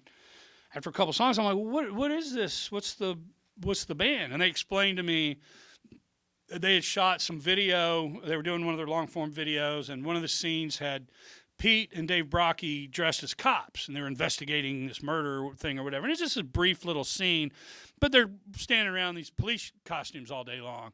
And it does something to you. You know, when you're wearing a costume, you know, it does something to you. And so by the end of that day shooting, they're like, we have to start a band where we're renegade cops and blah, blah, blah. So they explained to me this was going to be, you know, called X-Cops, and they were all renegade cops from different jurisdictions and blah, blah, blah, blah, blah. And I'm just like, the wheels are immediately turning. And I'm like, well, who's going to be singing? They're like, we don't have a singer yet. And I go, yeah, you do. Yeah.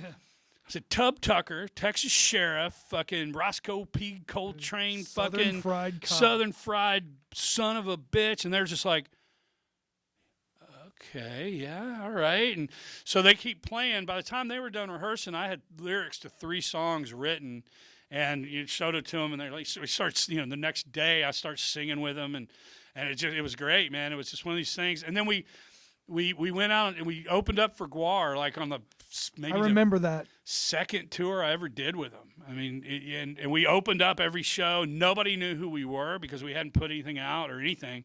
People were spitting at us, flipping us off. They didn't know. You know, every now and then you'd see somebody that would recognize a tattoo or something, and they'd nudge their buddies. That's Brocky, or that's so-and-so, or that's GWAR, man. You know, so by the end of the set, you'd have a handful of people that were into it because they figured out who you were. But you still had all these people spitting at you, flipping you off, which it was great. Mm-hmm. And then we put out a record, and we did a couple, you know, little short tours. Took Brutal Juice out with us and shit. But by the time people caught on to what it was, we were done, and we never did it again, really. Well, that's the way something like that should be. It just and how we even one shining moment. How we did 2 sets. I mean. And honestly, singing in like full like police uniform and doing the action, you know, fighting and, you know, guzzling beer. I mean, I would drink with the mic in one hand, singing, pouring beer in the other side of my mouth as I'm singing, you know, and then we'd do things. We'd cavity search, and I'd you know, we'd have like a bag of like creamer, you know, inside a bag of dyed brown egg noodles, so it looked like shit.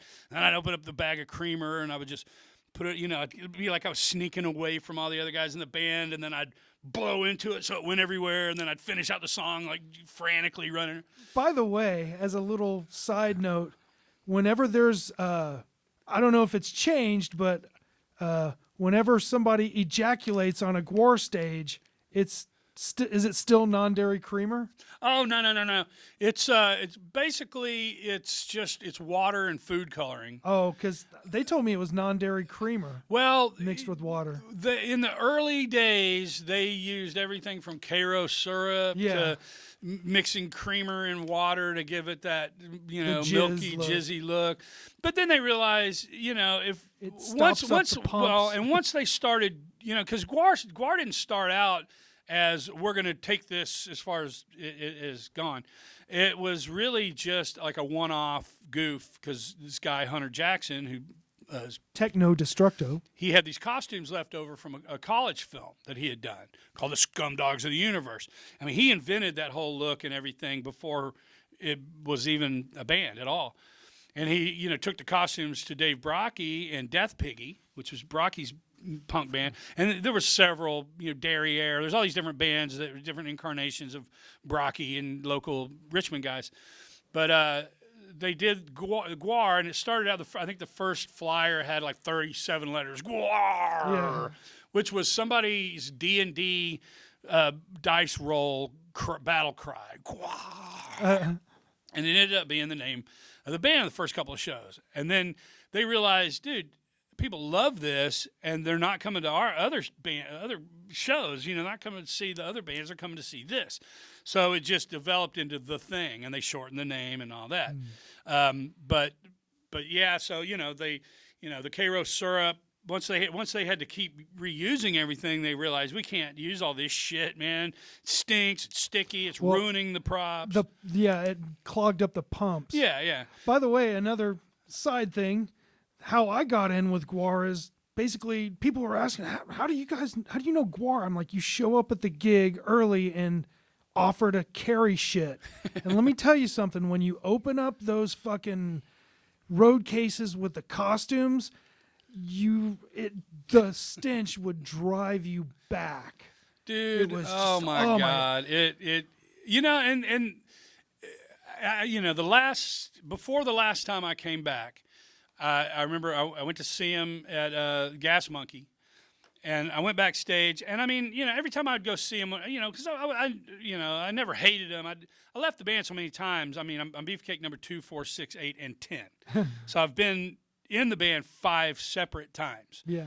And but I would still go see him every time they'd come through town. I mean, it was never, you know, a horrible, you know, breakup. There was various reasons. It's and business. yeah. So I always loved GWAR, and I was, you know, the guys are my bros. So I'd go see him, and man, I'd walk in the backstage room, and I was like, oh, there it is. There's that stench.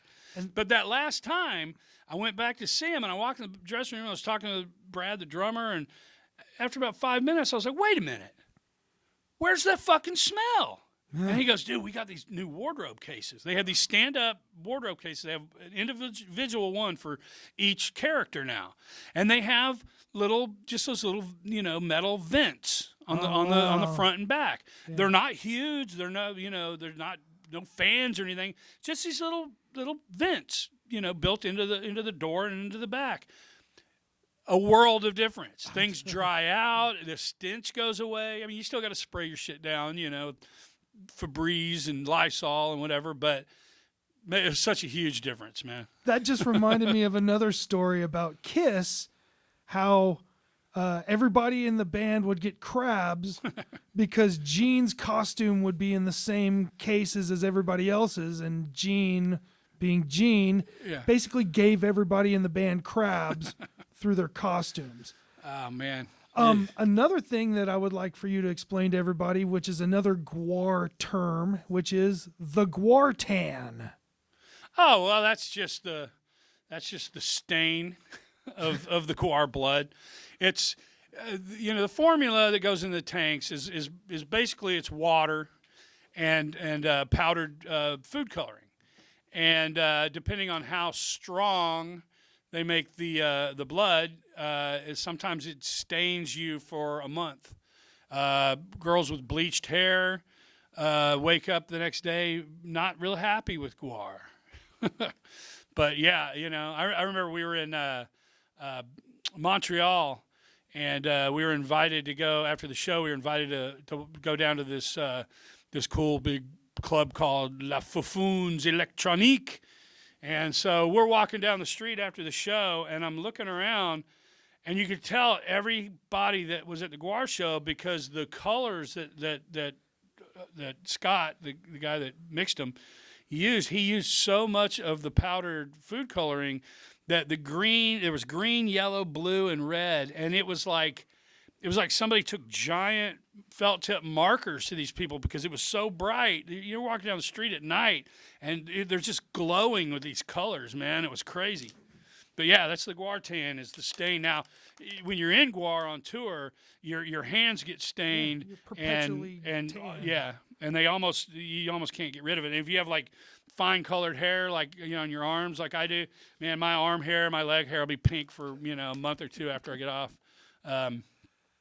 But now the blood bags that they use, like in the fight scenes, the blood packs, yeah. That is basically a mixture of the food coloring and water and this stuff called carrageenan, which is a food additive. It's like a thickening agent. It's made from seaweed. It's perfectly safe. It's in ice cream and stuff like that.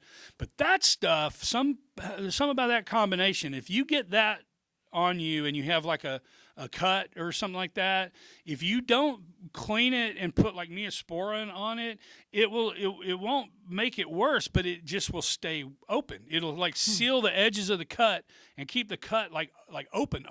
That's crazy. Yeah, it's really weird. So I learned that by, you know, finally I put some Neosporin on it, and like, you know, 8 hours later it was healing. It was like so we'll go back just a tad bit more, because I want to, now that we're at the GWAR point. So when you got in, that's when they did the ex-cops thing. Yeah, right? yeah. Okay. They just started the idea of it, and I came in right at the right time and was like, "Fuck, I'm gonna be part of this." So what's the first GWAR album that you were on?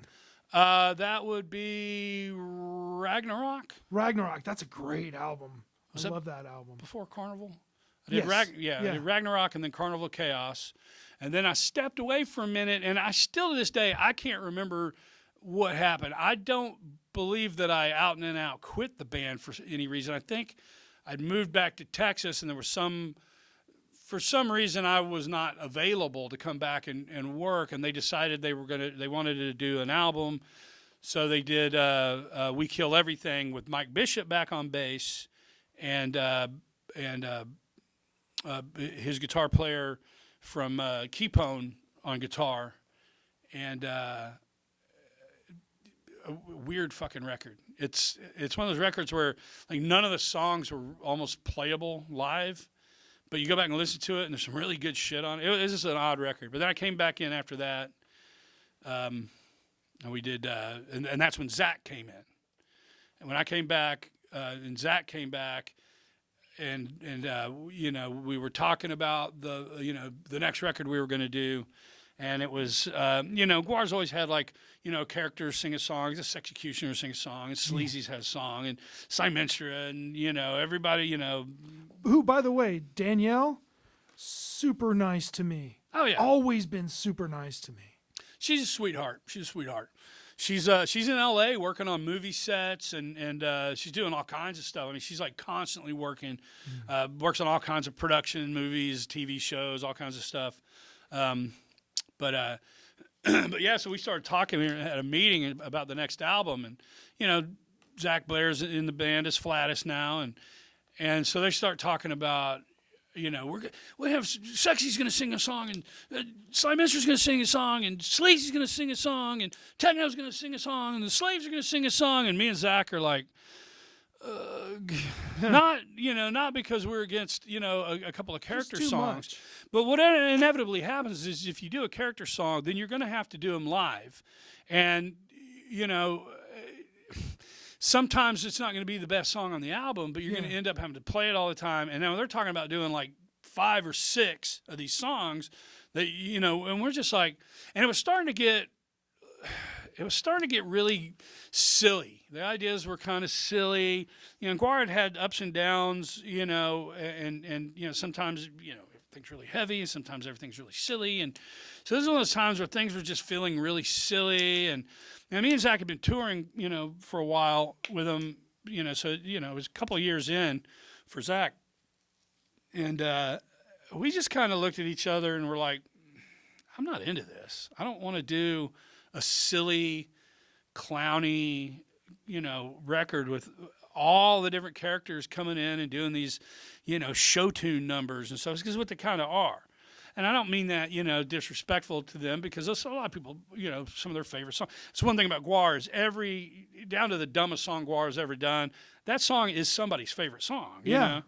But me and Zach talked about it later on after the meeting, and we just kind of decided, this isn't what I like about GWAR. This isn't what I see GWAR. I want GWAR to be a heavy band. I mean, we play with other heavy metal bands. We're in the heavy metal world, but we're like this. We're becoming this clowny comedy act, and you know, the potential is so much greater. You're removing the danger from GWAR. So we came back the next day and said, hey, you know, we were thinking about it, and I think we're gonna split. We don't want to do this, and we didn't say this around. You know, this was just amongst the musicians. Yeah. And they were like, "What do you mean?" And I had to explain it to them. We're like, "Yeah, what are we? You know, are we a metal band? You know, that's funny, or are we a funny band that plays kind of metal songs? You know, do we want to be in the game with all these other bands we're touring with and playing with at festivals we do and stuff, or do we just want to be a stupid joke thing? Because that's what this novelty that's act. what this the idea of the next record is sounding like, just a joke record. And you know, we need a, you know, we would like our idea of GWAR is heavier than that, because the potential to be fucking heavy. I mean, great musicians in GWAR don't get near the credit that they should. Yeah. I mean, especially fucking drummer. well-rounded musicians that can play any kind of music. If you randomly listen to all, just various songs off the GWAR albums, there's just all kinds of weirdness and there's all kinds of styles and genres woven throughout all that stuff, which is the beauty of being in a band like GWAR. Is you can do anything and get away with it. But at that point, we were just like, man, if this is going to be like a Broadway clown show album, we just don't want to do it. And they they realized we were right. They're like, oh, we didn't even really see it that way, but yeah, no, we want to be heavy. So we did Violence Has Arrived, and that was like the first album we actually got a outside artist to come in and do the cover. We got a guy that does a lot of the stuff for Warhammer games and stuff. His name's Adrian Smith, Not the guy from Iron Maiden. Not the guy, but great artist, man. He's killer. And so he did this like really crazy cover. It was really cool, like a real characterized version of the GWAR characters and stuff. And it was a really heavy record. And we went on the road and stuff. And me and Zach ended up leaving anyway. But let's just go back just a second. Were you there when the carjacking happened? That was before Pete? I came in. Just tell everybody a brief story about that. They were recording this Toilet Earth, I believe. Yeah. And they had been recording in Baltimore, and I guess they were driving back to Richmond, and they pulled over. A couple of people had to take a piss, so they exited off the highway and quickly realized, no, this is not a good area for us to be, stopping. So they were, going to continue back on to the highway, get back on the ramp, but there was a stoplight, and at the stoplight, this car pulls up beside them and starts, I don't know what was said, but it was obvious. There was a bunch of black guys that were fucking with him and wanted the car or wanted something, whatever it was. And so they were like, fuck this, let's go. So they hit the gas. I think they ran the red light, and one of the guys in the car opened fire and shot at the back of the car. And Pete was in the back. It was like a hatchback because there was like 6 of them in the car. And bullet went through the back tailgate, hit Pete, I think. I don't know if it hit him in the back, and then it came out a little bit higher in his stomach. But it went through his intestines, and he ended up having to have, a colostomy bag, a couple feet of which his they intestines put into the show, didn't they? Well, he couldn't take it out. I mean, it's, it's there. But then the next time I saw him, which was the last time I saw him before I joined, again at Tommy's, I went on the bus, and it just, oh my God, it just smelled like shit because the thing leaks. And this was back when they were still in the school bus. It was the last hurrah in the school bus, which was just disgusting. I'm glad I never had to deal with school, but I guess it was better than, all those people in a van, but it was pretty gnarly. And the bag would leak, and you'd see the shit coming out of his stomach into the tube, and then more shit in the bag, and it was pretty horrendous, man. And Pete being the fun loving comical nut he is, he would make fun of it all the time, and whatever. But yeah, it was pretty hardcore. So okay. Speaking of shit, so you're back to This Toilet Earth. Right. And so we'll start back from there. So, yeah, so by the time that record came out, Mike Bishop had left, Pete called, I joined the band. I toured Toilet Earth, and, basically, the rest is history. Well, another personal story from that, I was living in Minneapolis at the time when it was the Zach era and you were there. And I'll probably insert this into the thing, but you guys did something for me that I'll never forget. I had a cable access show, and you guys did an ID for my show, which was called Count Rockula's Theater for the Insane. Right. And the predictable thing is that you guys beat me up. But the best part of the entire thing is like, we're GWAR, and then you attack me. Just before I cut it off, you hear Casey Orr screaming, "Put a cock in his mouth!" So my friends to this day, they're like, That's one of the greatest things that I've ever seen was GWAR beating the shit out of you. And Well, it was Casey's the least. It was the least we could do, and I'm known for doing the least I can do.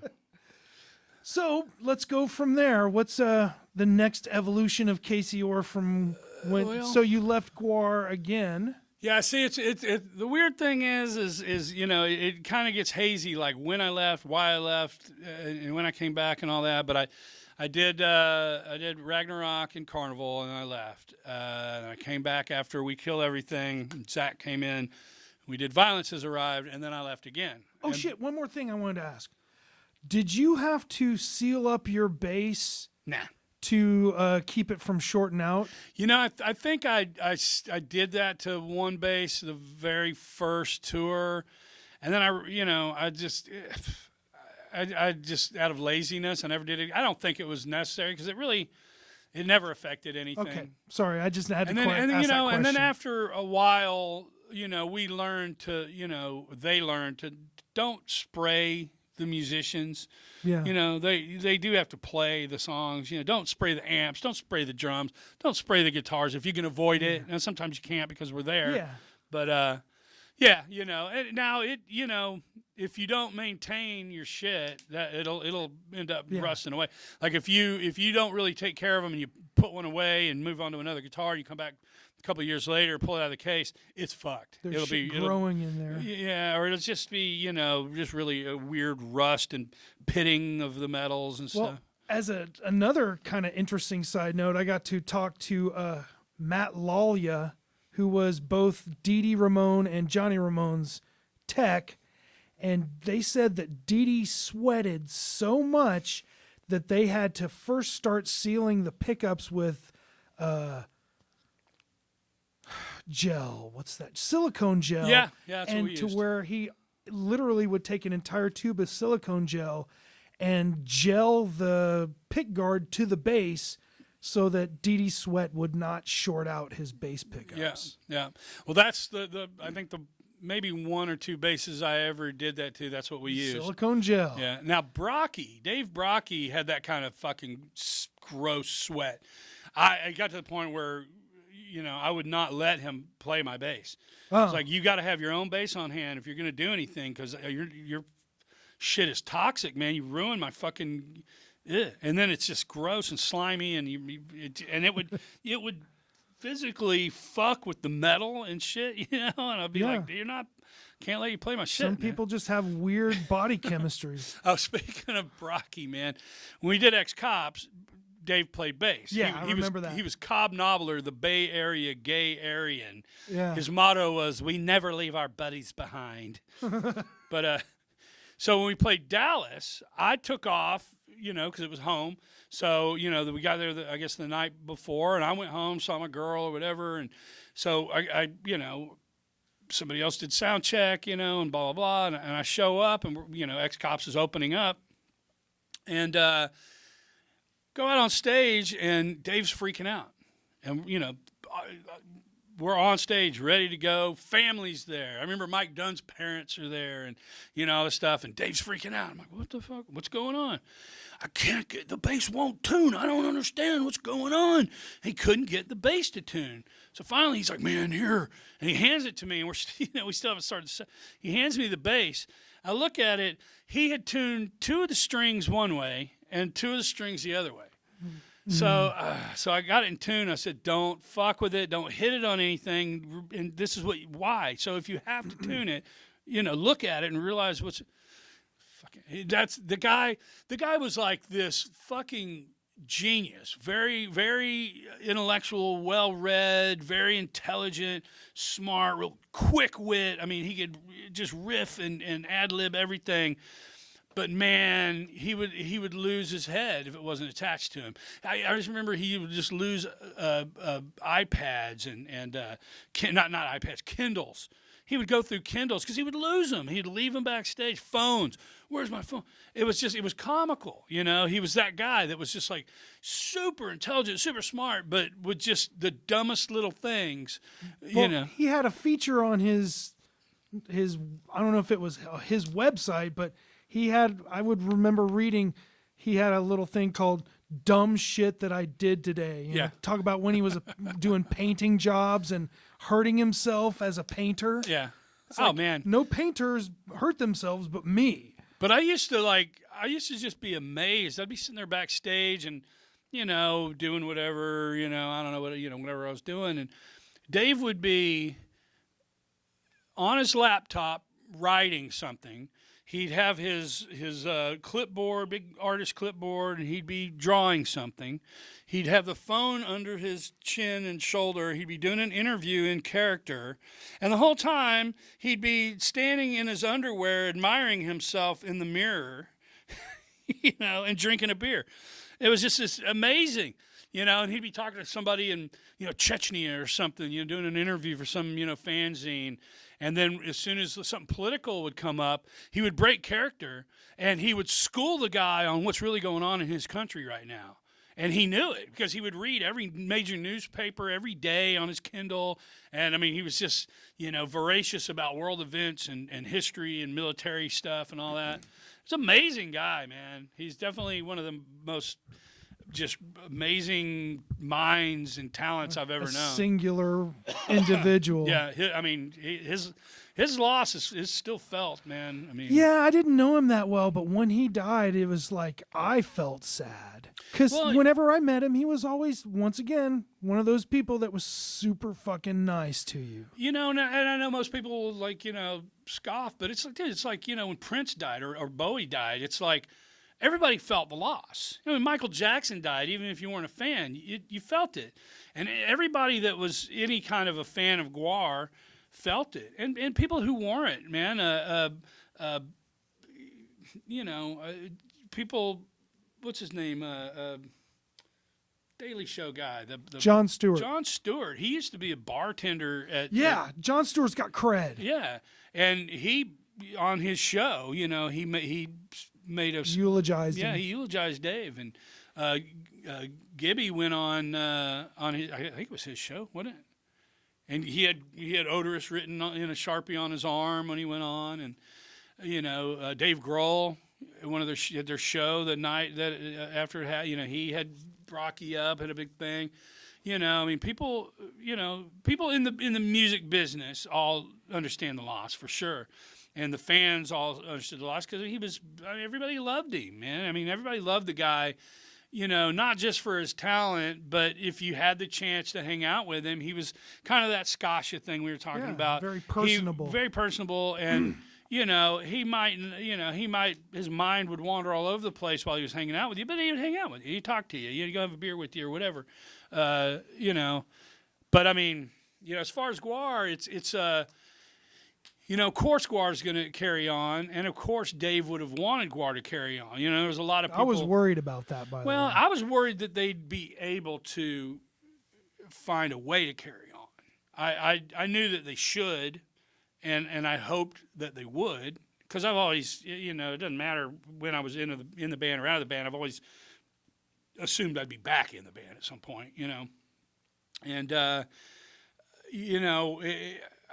I was more worried, how are they going to go about doing it?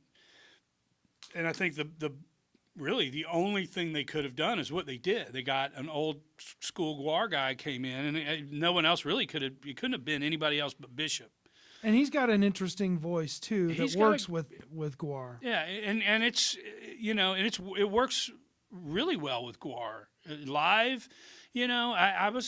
I didn't know what to expect so much, when I joined the band, and I was kind of nervous because I think he's a far more musician type bass player than I am. He's more, schooled and learned than I am. But we hit it off great. They right off the bat, they were him and the guitar player were just like, man, we haven't sounded good until now, and since.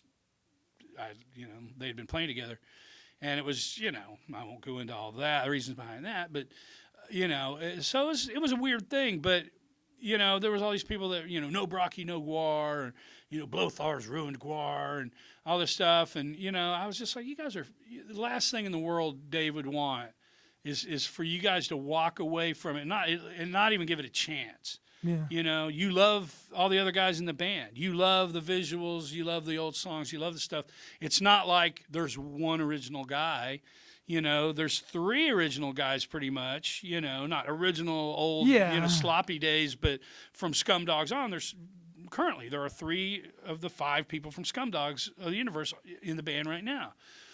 And Brent, who's Pustulous, is an amazing guitar player. He's like the metal guy now. And, he's awesome. He's got a bunch of other bands. And he owns a plumbing company with like a fleet of vans and employees. And, everybody in GWAR, Mike Bishop's he's like a copywriter for like college programming stuff. Mike Dirks is he was a manager of the GWAR bar, and he is a chef, and he does the menu stuff. Plus he produces stuff and shoots video stuff. And Matt McGuire, who's Sawborg Destructo. He's also one of the main artists and fabricators. Well, he's the main artist now. And Fabricator and Bob Gorman, these guys do so many other things besides what you see them do on stage. It's amazing. And I've always thought, no matter what happens, history is going to end up looking back at GWAR and saying, "God damn, man!" Yeah. Years from now, people are going to look back and they're not going to believe all that went into GWAR, all the different people that have been involved, all the different silly creations that have come about, all the different pieces of artwork, the idea. It's endless. Someday somebody's going to look at GWAR and they're going to see a Marvel universe that's untapped because there's thousands of characters that no one's ever heard of. There's planets, there's wars, there's intergalactic storylines that GWAR hasn't gotten the chance to do yet because there's just so much, God, I turned my phone on. Yeah, mine was ringing earlier. I had to turn on. But yeah, and that's one of the things that always keeps me coming back to GWAR is that I'm proud to be part of something that is such a phenomenon, whether you like it or not. It's for 35 years, these guys have completely been do-it-yourself. There's never been any major label money. I mean, there's been Metal Blade and this and that, but it's... Metal Blade doesn't give you money. Well, back when they used to give GWAR money, that money would go to paying off the last thing they did, and then you would go on the road to pay for the thing that Metal Blade just paid for, It's an amazing thing, and I don't know if you ever get a chance to pick up. There's a big fat coffee table book that Bob Gorman, who's one of the main Fabricator artists and plays the Cave Troll. He put together this coffee table book that's just amazing. I mean, it's so detailed. It's like almost every flyer, almost every single show is listed, every single person that's ever been involved, and it's an incredible history of the band. Tons of great pictures and stuff. If you ever find it and get a chance to pick it up, it's really amazing. So let's get to the timeline thing again. You were talking about you were leaving GWAR because you were kind of in a hazy position. So where'd you go after that? So I think pretty much what happened was... This is after the Zach years. So when me and Zach left, God, geez, I can't remember if it was around 2000. Could it have been that long ago? Well, it has to have been, because I did the Hellions. Because I was in Minneapolis probably 2001 or 2 when you came. Okay, so through. I must have done the Hellions before me and Zach came back that time and did Violence Has Arrived. So I did a punk band, the Hellions, and we're getting back together now. I'm going to do some stuff. We got some shows coming up, and we're going to re-record all the old stuff, record all the things we never really got a chance to record, do some new stuff. So the Hellions will be reactivating actually now.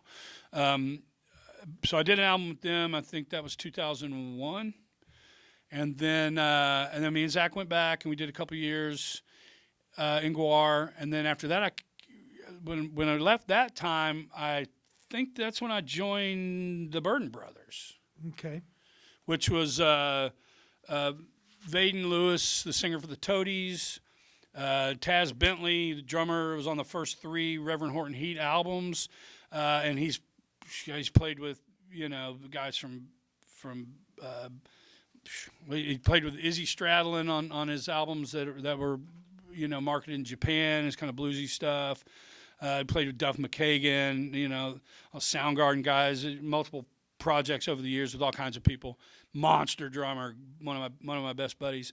And it was a great band, and there was a couple. Zach was actually in that band for a little while. They might as well have called that the Nice Guy Band, because Vaden was.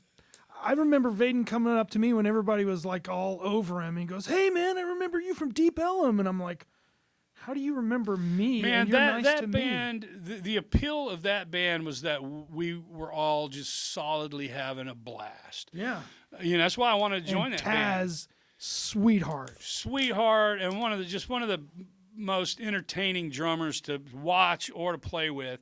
Man, I've been really fortunate. I've played with some great drummers. With Ministry, I got to play with Bill Rieflin, who went on to play in King Crimson, and he played with Dionne Warwick. He's just this just gentleman. He was like the guy with the suit and tie, gentleman, quiet, very intelligent, well-read guy. And he was a monster drummer. When we were rehearsing for the Ministry Lollapalooza thing, he would, I had to rehearse, I'd rehearse first, and then, Paul would rehearse, and then 8 hours later Al would come stumbling in, and then they'd rehearse again.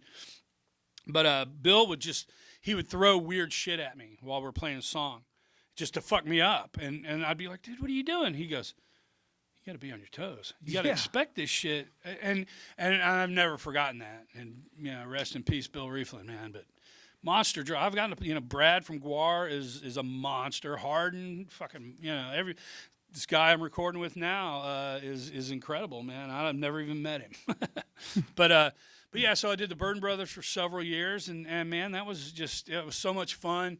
It was just, we were honestly, playing to each other more than the audience, because we were just having a great time, and the audience fed off that, and so we ended up having this group of folks that just followed us around Texas. They come see us all over the place, and we would hang out with them all the time. They were our buddies. They were there every night, and we hang out with them. And I recorded one album with them, and then the only time I ever got fired from a band, we had started doing the. So by now, I think we're getting close to like 2005 or 6, because we started talking about the Rigor Mortis reunion. And I had talked to those guys. I go, "Hey, we want to do something in October, like a month of shows. Is that cool?" And they were like, "Yeah, we don't have anything coming up." And so everybody in the band was cool. Vaden was cool. Everybody was cool. And the closer it got, now you got to understand. No offense to Vaden, but I was not his choice. Taz got me in the band. Vaden was cool. I was in the band. Everything was cool, but I was the bull in the china shop to him. He didn't. When somebody come up with a whole bunch of GWAR stuff for me to sign, or Rigor Mortis stuff, I could tell it bugged him that I'd done something else, or I don't know what it was, because I was the odd man out. I wasn't the college rock type guy. But that band was college rock type stuff, and I was into it. I was having a blast. Anyway, it kind of it got weird.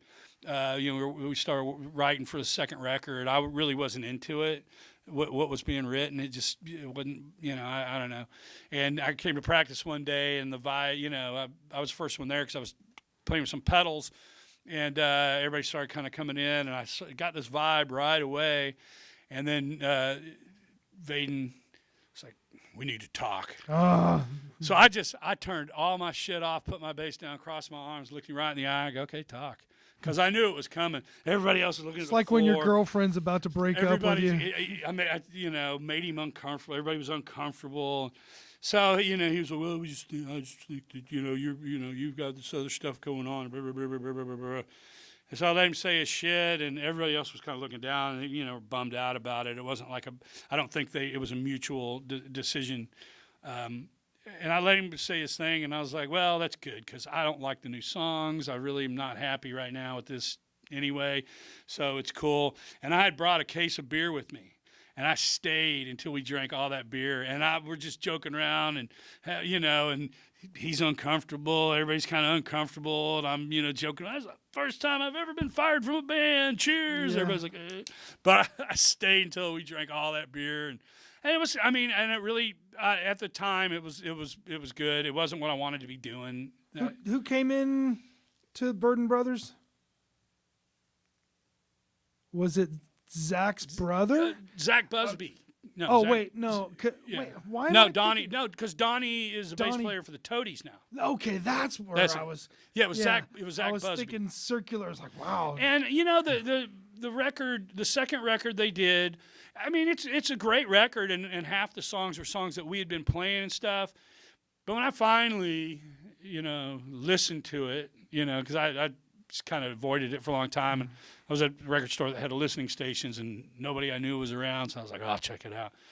And it's a good record, but it's so different from the first one. The first one was a bunch of songs that we had played for 3 years and then recorded.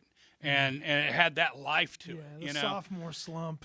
And then the second one, most of the songs had been written, you know, fairly recently, and some of them were written just for the record. And they had some big hotshot producer, and just a bunch of bullshit. And then they had some, you know, whiz kid bass player that works with Beck or whatever, you know, I don't even remember his name, some big name guy, you know. But I listened to it, and it just was like, this sounds like that. It sounds like there's not overproduced, but way more heavily produced. And you know, didn't have the same spirit. And you know, I wasn't upset about it. I wasn't really bummed about it, because the band wasn't really the same as it had been. It kind of started getting a little glammy. You know, everybody started wearing eyeliner and nail polish and scarves, and you know, having this kind of rock and roll look. And when I joined the band, I mean, we were all in shorts and T-shirts and, you know, cowboy hats and shit, you know, or you know, we'd be, you know, we'd stop at a truck stop and decide, all right, we're all wearing cowboy hats tonight. And we'd buy straw cowboy hats. And, you know, it was a fun, goofy band, and we drank a shitload of beer. And we had a blast, you know, and that was the appeal. And then as time went on and it trying to become more legit, I guess, you know, some of our old fans were kind of like, this isn't the same, you know, it's not, you guys were just dudes, and that was what was so great. And it started becoming more of a spectacle thing. And, you know, I look good in the GWAR makeup, but I don't look good in eyeliner, guy liner. And that's just, you know, flowery shirts and shit. I'm not that guy, you know.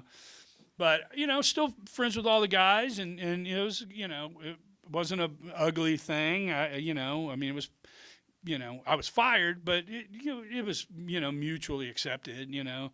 And me and Taz are still, you know, bro, every time we get together and drink, we start talking about, you know, we should do something, we should play. Oh, get this, man. I mean, if you get a chance to see Taz play, he's amazing. He's a blast. He's a big guy, fucking awesome, beautiful player, just wonderful guy, and a pleasure to watch him play. And he's a great drummer. Me and him and Mike Skasha got together, and they had never played together, and really, I don't think they'd ever really watched each other play live much at all. And the idea was, let's do like just smoky blues rock, Allman Brothers, you know, kind of, you know, just dirty, smoky, greasy, rock and roll bluesy stuff. And let's not worry about going anywhere. Let's find some bars around town that'll let us play for tips and shit, Wednesday, whatever. Let's just play this music and have a good time. So we get together the first time, and, you know, I'm setting up my stuff, and Taz is setting up his drums. He's tightening up his heads, whatever. And Mike's, sets up his gear, and Mike gets set up first and just starts noodling. He's not playing anything in particular. He's just Mike. He just starts playing some bluesy sounding shit. Taz looks up at me he's one of those guys that can do the raised one eyebrow. Like, Yeah. huh? He gives me that look and starts speeding up, trying to get his shit ready so he can start jump and in. he jumps in, and then I start playing, and I'm marveling at this situation that I'm being able to witness. I'm just happy to be there. I'm not like, it could be any bass player in the room, but I'm getting to watch this go down. And we just fucking really just jammed, just fucking free jammed on some shit, for a couple hours. And man, it was so fucking kick-ass. We got together one more time after that and worked on some stuff. And Kurt Grayson came in, and we were talking about maybe having him sing, play harmonica on some stuff, maybe second guitar. And we played for a little bit that time, and then Taz had just gotten custody of his youngest daughter, and he had other stuff going on, and I think he was afraid that there was no way we were going to do this and it not take off and do something. But me and Mike didn't want that at all. We didn't want this to be that. We really we would have probably not allowed that to happen, because it wasn't that kind of vehicle or whatever you want to call it, But Taz bowed out of it, and so we just kind of ditched the whole thing. And man, me and Taz still talk about it like, God damn, man, The thing what that could have been. Because those two guys playing that kind of stuff, man, was just it was going to be a really beautiful thing. But that's one of the cool things about being a musician that does so many different things is there's these magic moments that no one else is ever going to see or hear. We didn't record anything or do anything. So you're transitioning into the Rigor Mortis reunion. So I leave the Burden Brothers. We do the Rigor Mortis reunion thing, which inevitably leads to a phone call from Al Jorgensen making Mike bail on the tour that we were doing so he could go back to work with Ministry. And that whole thing was it was such a back and forth love-hate thing with him and Al. They were both doing fucking dope and shit, and man, and you look at Aerosmith or other bands where you got two guys that become dope buddies. Man, there's this thing. It's like a bad relationship that just they keep getting back together and breaking up and violently fighting, and it was one of those kind of things. I mean, Mike went back and then he left again. He went back and he left again. He went back, and so when this happened, we were kind of pissed off this time because we knew it was only going to last for a while, and then they'd have another big falling out. And we had just started doing this, and it was like, dude, we're only on the road for like 2 weeks. You can't wait a couple of weeks, but that's the thing about the whole Ministry thing. There's this weird like toxic cloud around the whole thing. I was on the road with Burden Brothers, and Mike calls me, and we're playing our last show. We're like Minneapolis or something. We're playing our last show, and then we're gonna drive, 2-day drive home or whatever, and we're done. And Mike calls me, and he says, "Dude, Al wants you to come in and play bass on this next tour and album and stuff." I'm like, "Yeah, okay, but I'm in Minneapolis right now." And he goes, "Oh, he wants you to fly out tomorrow morning." I'm like, "I'll be home in 2 days." "Well, man, he's like," and I'm like, "Dude, come on, don't fuck that. I'll be home in 2 days, and I'll jump on a fucking plane, man, no problem." So he's like, "Okay, man, cool." I go, "All right, well, I'll tell the guys, whatever." So like an idiot, I tell the guys before the show. Oh, that was a bad idea. And so, the show was fine, but they're like, they're not happy with me about it, and I understand why. I should have, and on hindsight, it was stupid of me to even think, wait till you got the plane ticket in your hand, buddy. Yeah. I get off stage and I call Mike. I go, "All right," I told him, and he goes, "Man, I found someone else." This is like 3 or 4 hours later. I was just like, motherfucker, man. I was so pissed at both of them. But, I should have known. So, Anyway, so we did the Rigor Mortis thing, and then Mike had a break, and we did some we kind of off and on did Rigor Mortis stuff. Let's see, and then I went back to GWAR, and I did Lust in Space and Bloody Pit of Horror, and then I left again. And I wasn't as happy with them the next time I left. It was kind of weird. It was I kind of felt I don't know. I felt a bit of like not being appreciated at all. And so that time I was like, maybe I won't come back. but I got the call again. I mean, I guess in between all that, what else did I do? I don't know. I did a bunch of other I did a little, shit in between. I did a couple of shows with Fang. We did some more Hellion stuff here and there. I don't know. Oh, I did some stuff with Speed.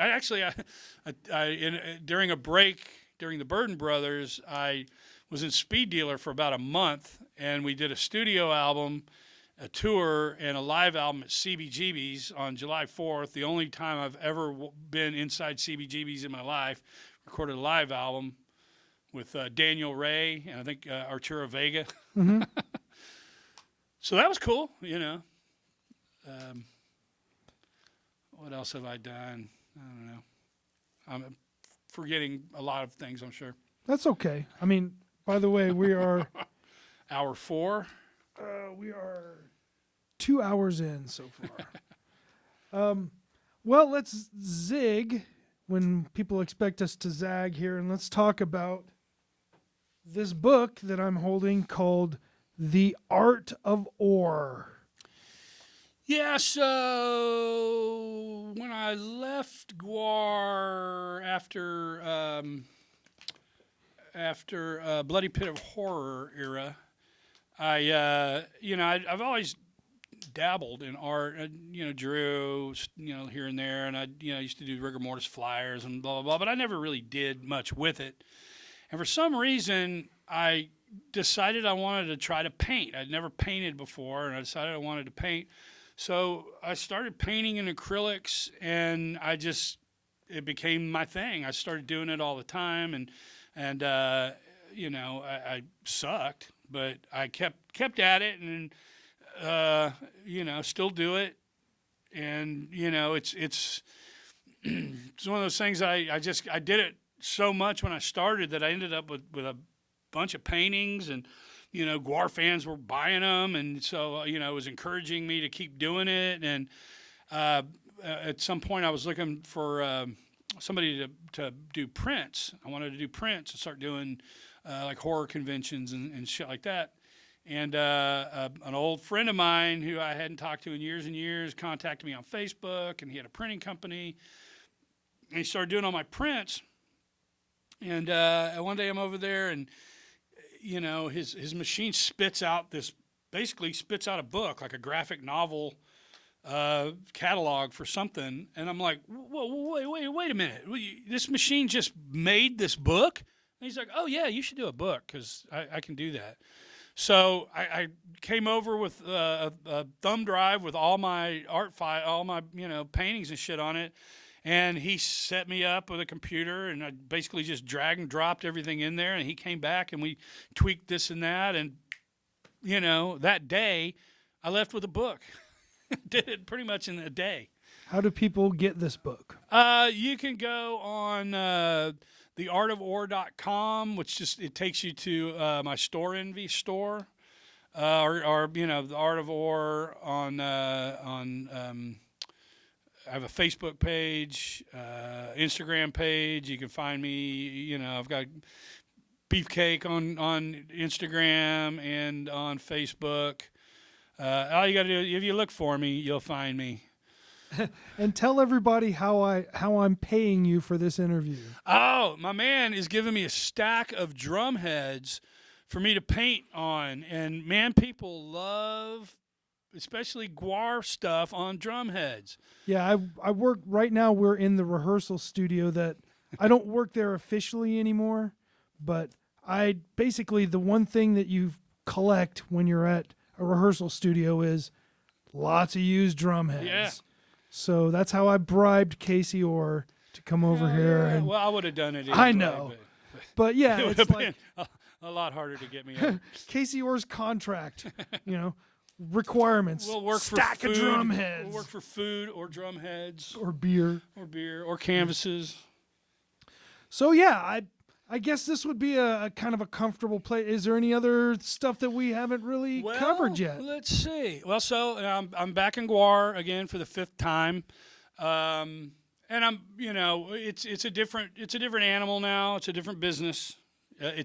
Business is better now, but I came in as a hired gun. So I'm Beefcake, but I'm mostly when we tour. They're all in Richmond, and I'm in Dallas. So especially with the COVID shit going on, we'll see. How it goes on from here. But I'm cool with that. We have new management that came in right before COVID hit. Our previous manager, Jack Flanagan, passed away, unfortunately. Rest in peace, Jack.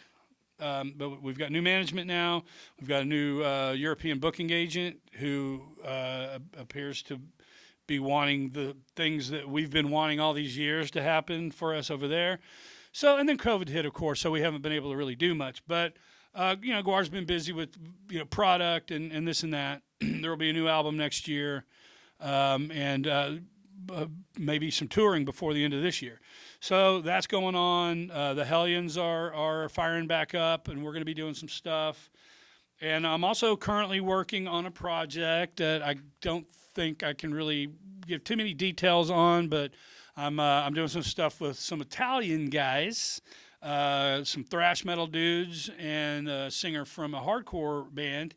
And they asked me if I'd like to play bass on some tracks. So I'm doing that. I'm learning to record at home and kind of, got my recording setup going now. So that's kind of what's going on now. A lot of unfinished art sitting there waiting for me to stop obsessing about the figuring out how to do the home recording so I can get back on that. And I started painting Warhammer miniatures during the COVID lockdown, and so that became a big money-draining obsession. So I've got a bunch of different things I obsess on, one at a time. Well, this sounds like the natural spot to stop. Other than that, I ain't done shit. Yeah. I really appreciate your time. Yeah, man. And I hopefully we'll cross paths again soon. Sure. And so again, if you want to get in touch with Casey Orr, there are multiple platforms, and he's not a dick. I'm not really a dick. Unless you're a dick to him. If you're a dick to me, I'm a dick to you. Yes. But yeah, you can find me on Instagram at theartofor _ in between each word. Also, Beefcake the Mighty Instagram. Casey Orr Facebook, Casey Orr Bass, I think it is, or it's just Casey Orr, but it's the URL, whatever it is, Casey Orr Bass. And then also there's an Art of Orr Facebook page that I don't really do anything with, but if you message me there, I'll get the message. And a Beefcake Facebook page. And if you have any Gibson Explorer basses sitting around, he'll take it. Ooh, or if you have a... what you looking for? I'm looking for a we talked about the Ibanez Destroyer. Does it have to be red? Well, yeah, because that's the only color they made in that time period. The early ones were only red, I think. They reissued them, and there's a red and there's a black, but they're not. I don't think they're as good. I had the red one with the white pickups in it. Okay. So that's the old school one. So the Gibson Explorer bass, the Ibanez Destroyer. I mean, anything. I'll take anything. I love. I like all basses. I collect different ones, and I regret every one that I've ever had to sell over the years, which is many basses. Sometimes I'll go, wait a minute. I used to have one of those. Why the fuck did I sell that? You want to know the one that got away from me? What's that? I had a blue sparkle Gibson Flying V2. Oh, dude. that I sold Wow. at a Dallas guitar show in the 90s, and I ended up getting a Firebird for it. Yeah. And I saw the exact, because I still had the So but the Explorer 2, that was the one that kind of had the scallops on the side. V2 Now had, the V2 had the triangular pickups. yes, too. those But, shitty ass. so that was Mike Scoscia in the early Rigor Mortis days. He had the Yeah. Explorer 2, but it was the Yeah. wood. So So that had to be a custom paint job, right? Because I've never seen that's a stock paint job. Really? I've never seen that. And I don't know where it is now, but I saw it because I know it, Yeah. and it's valued somewhere at like $7,000 to $8,000.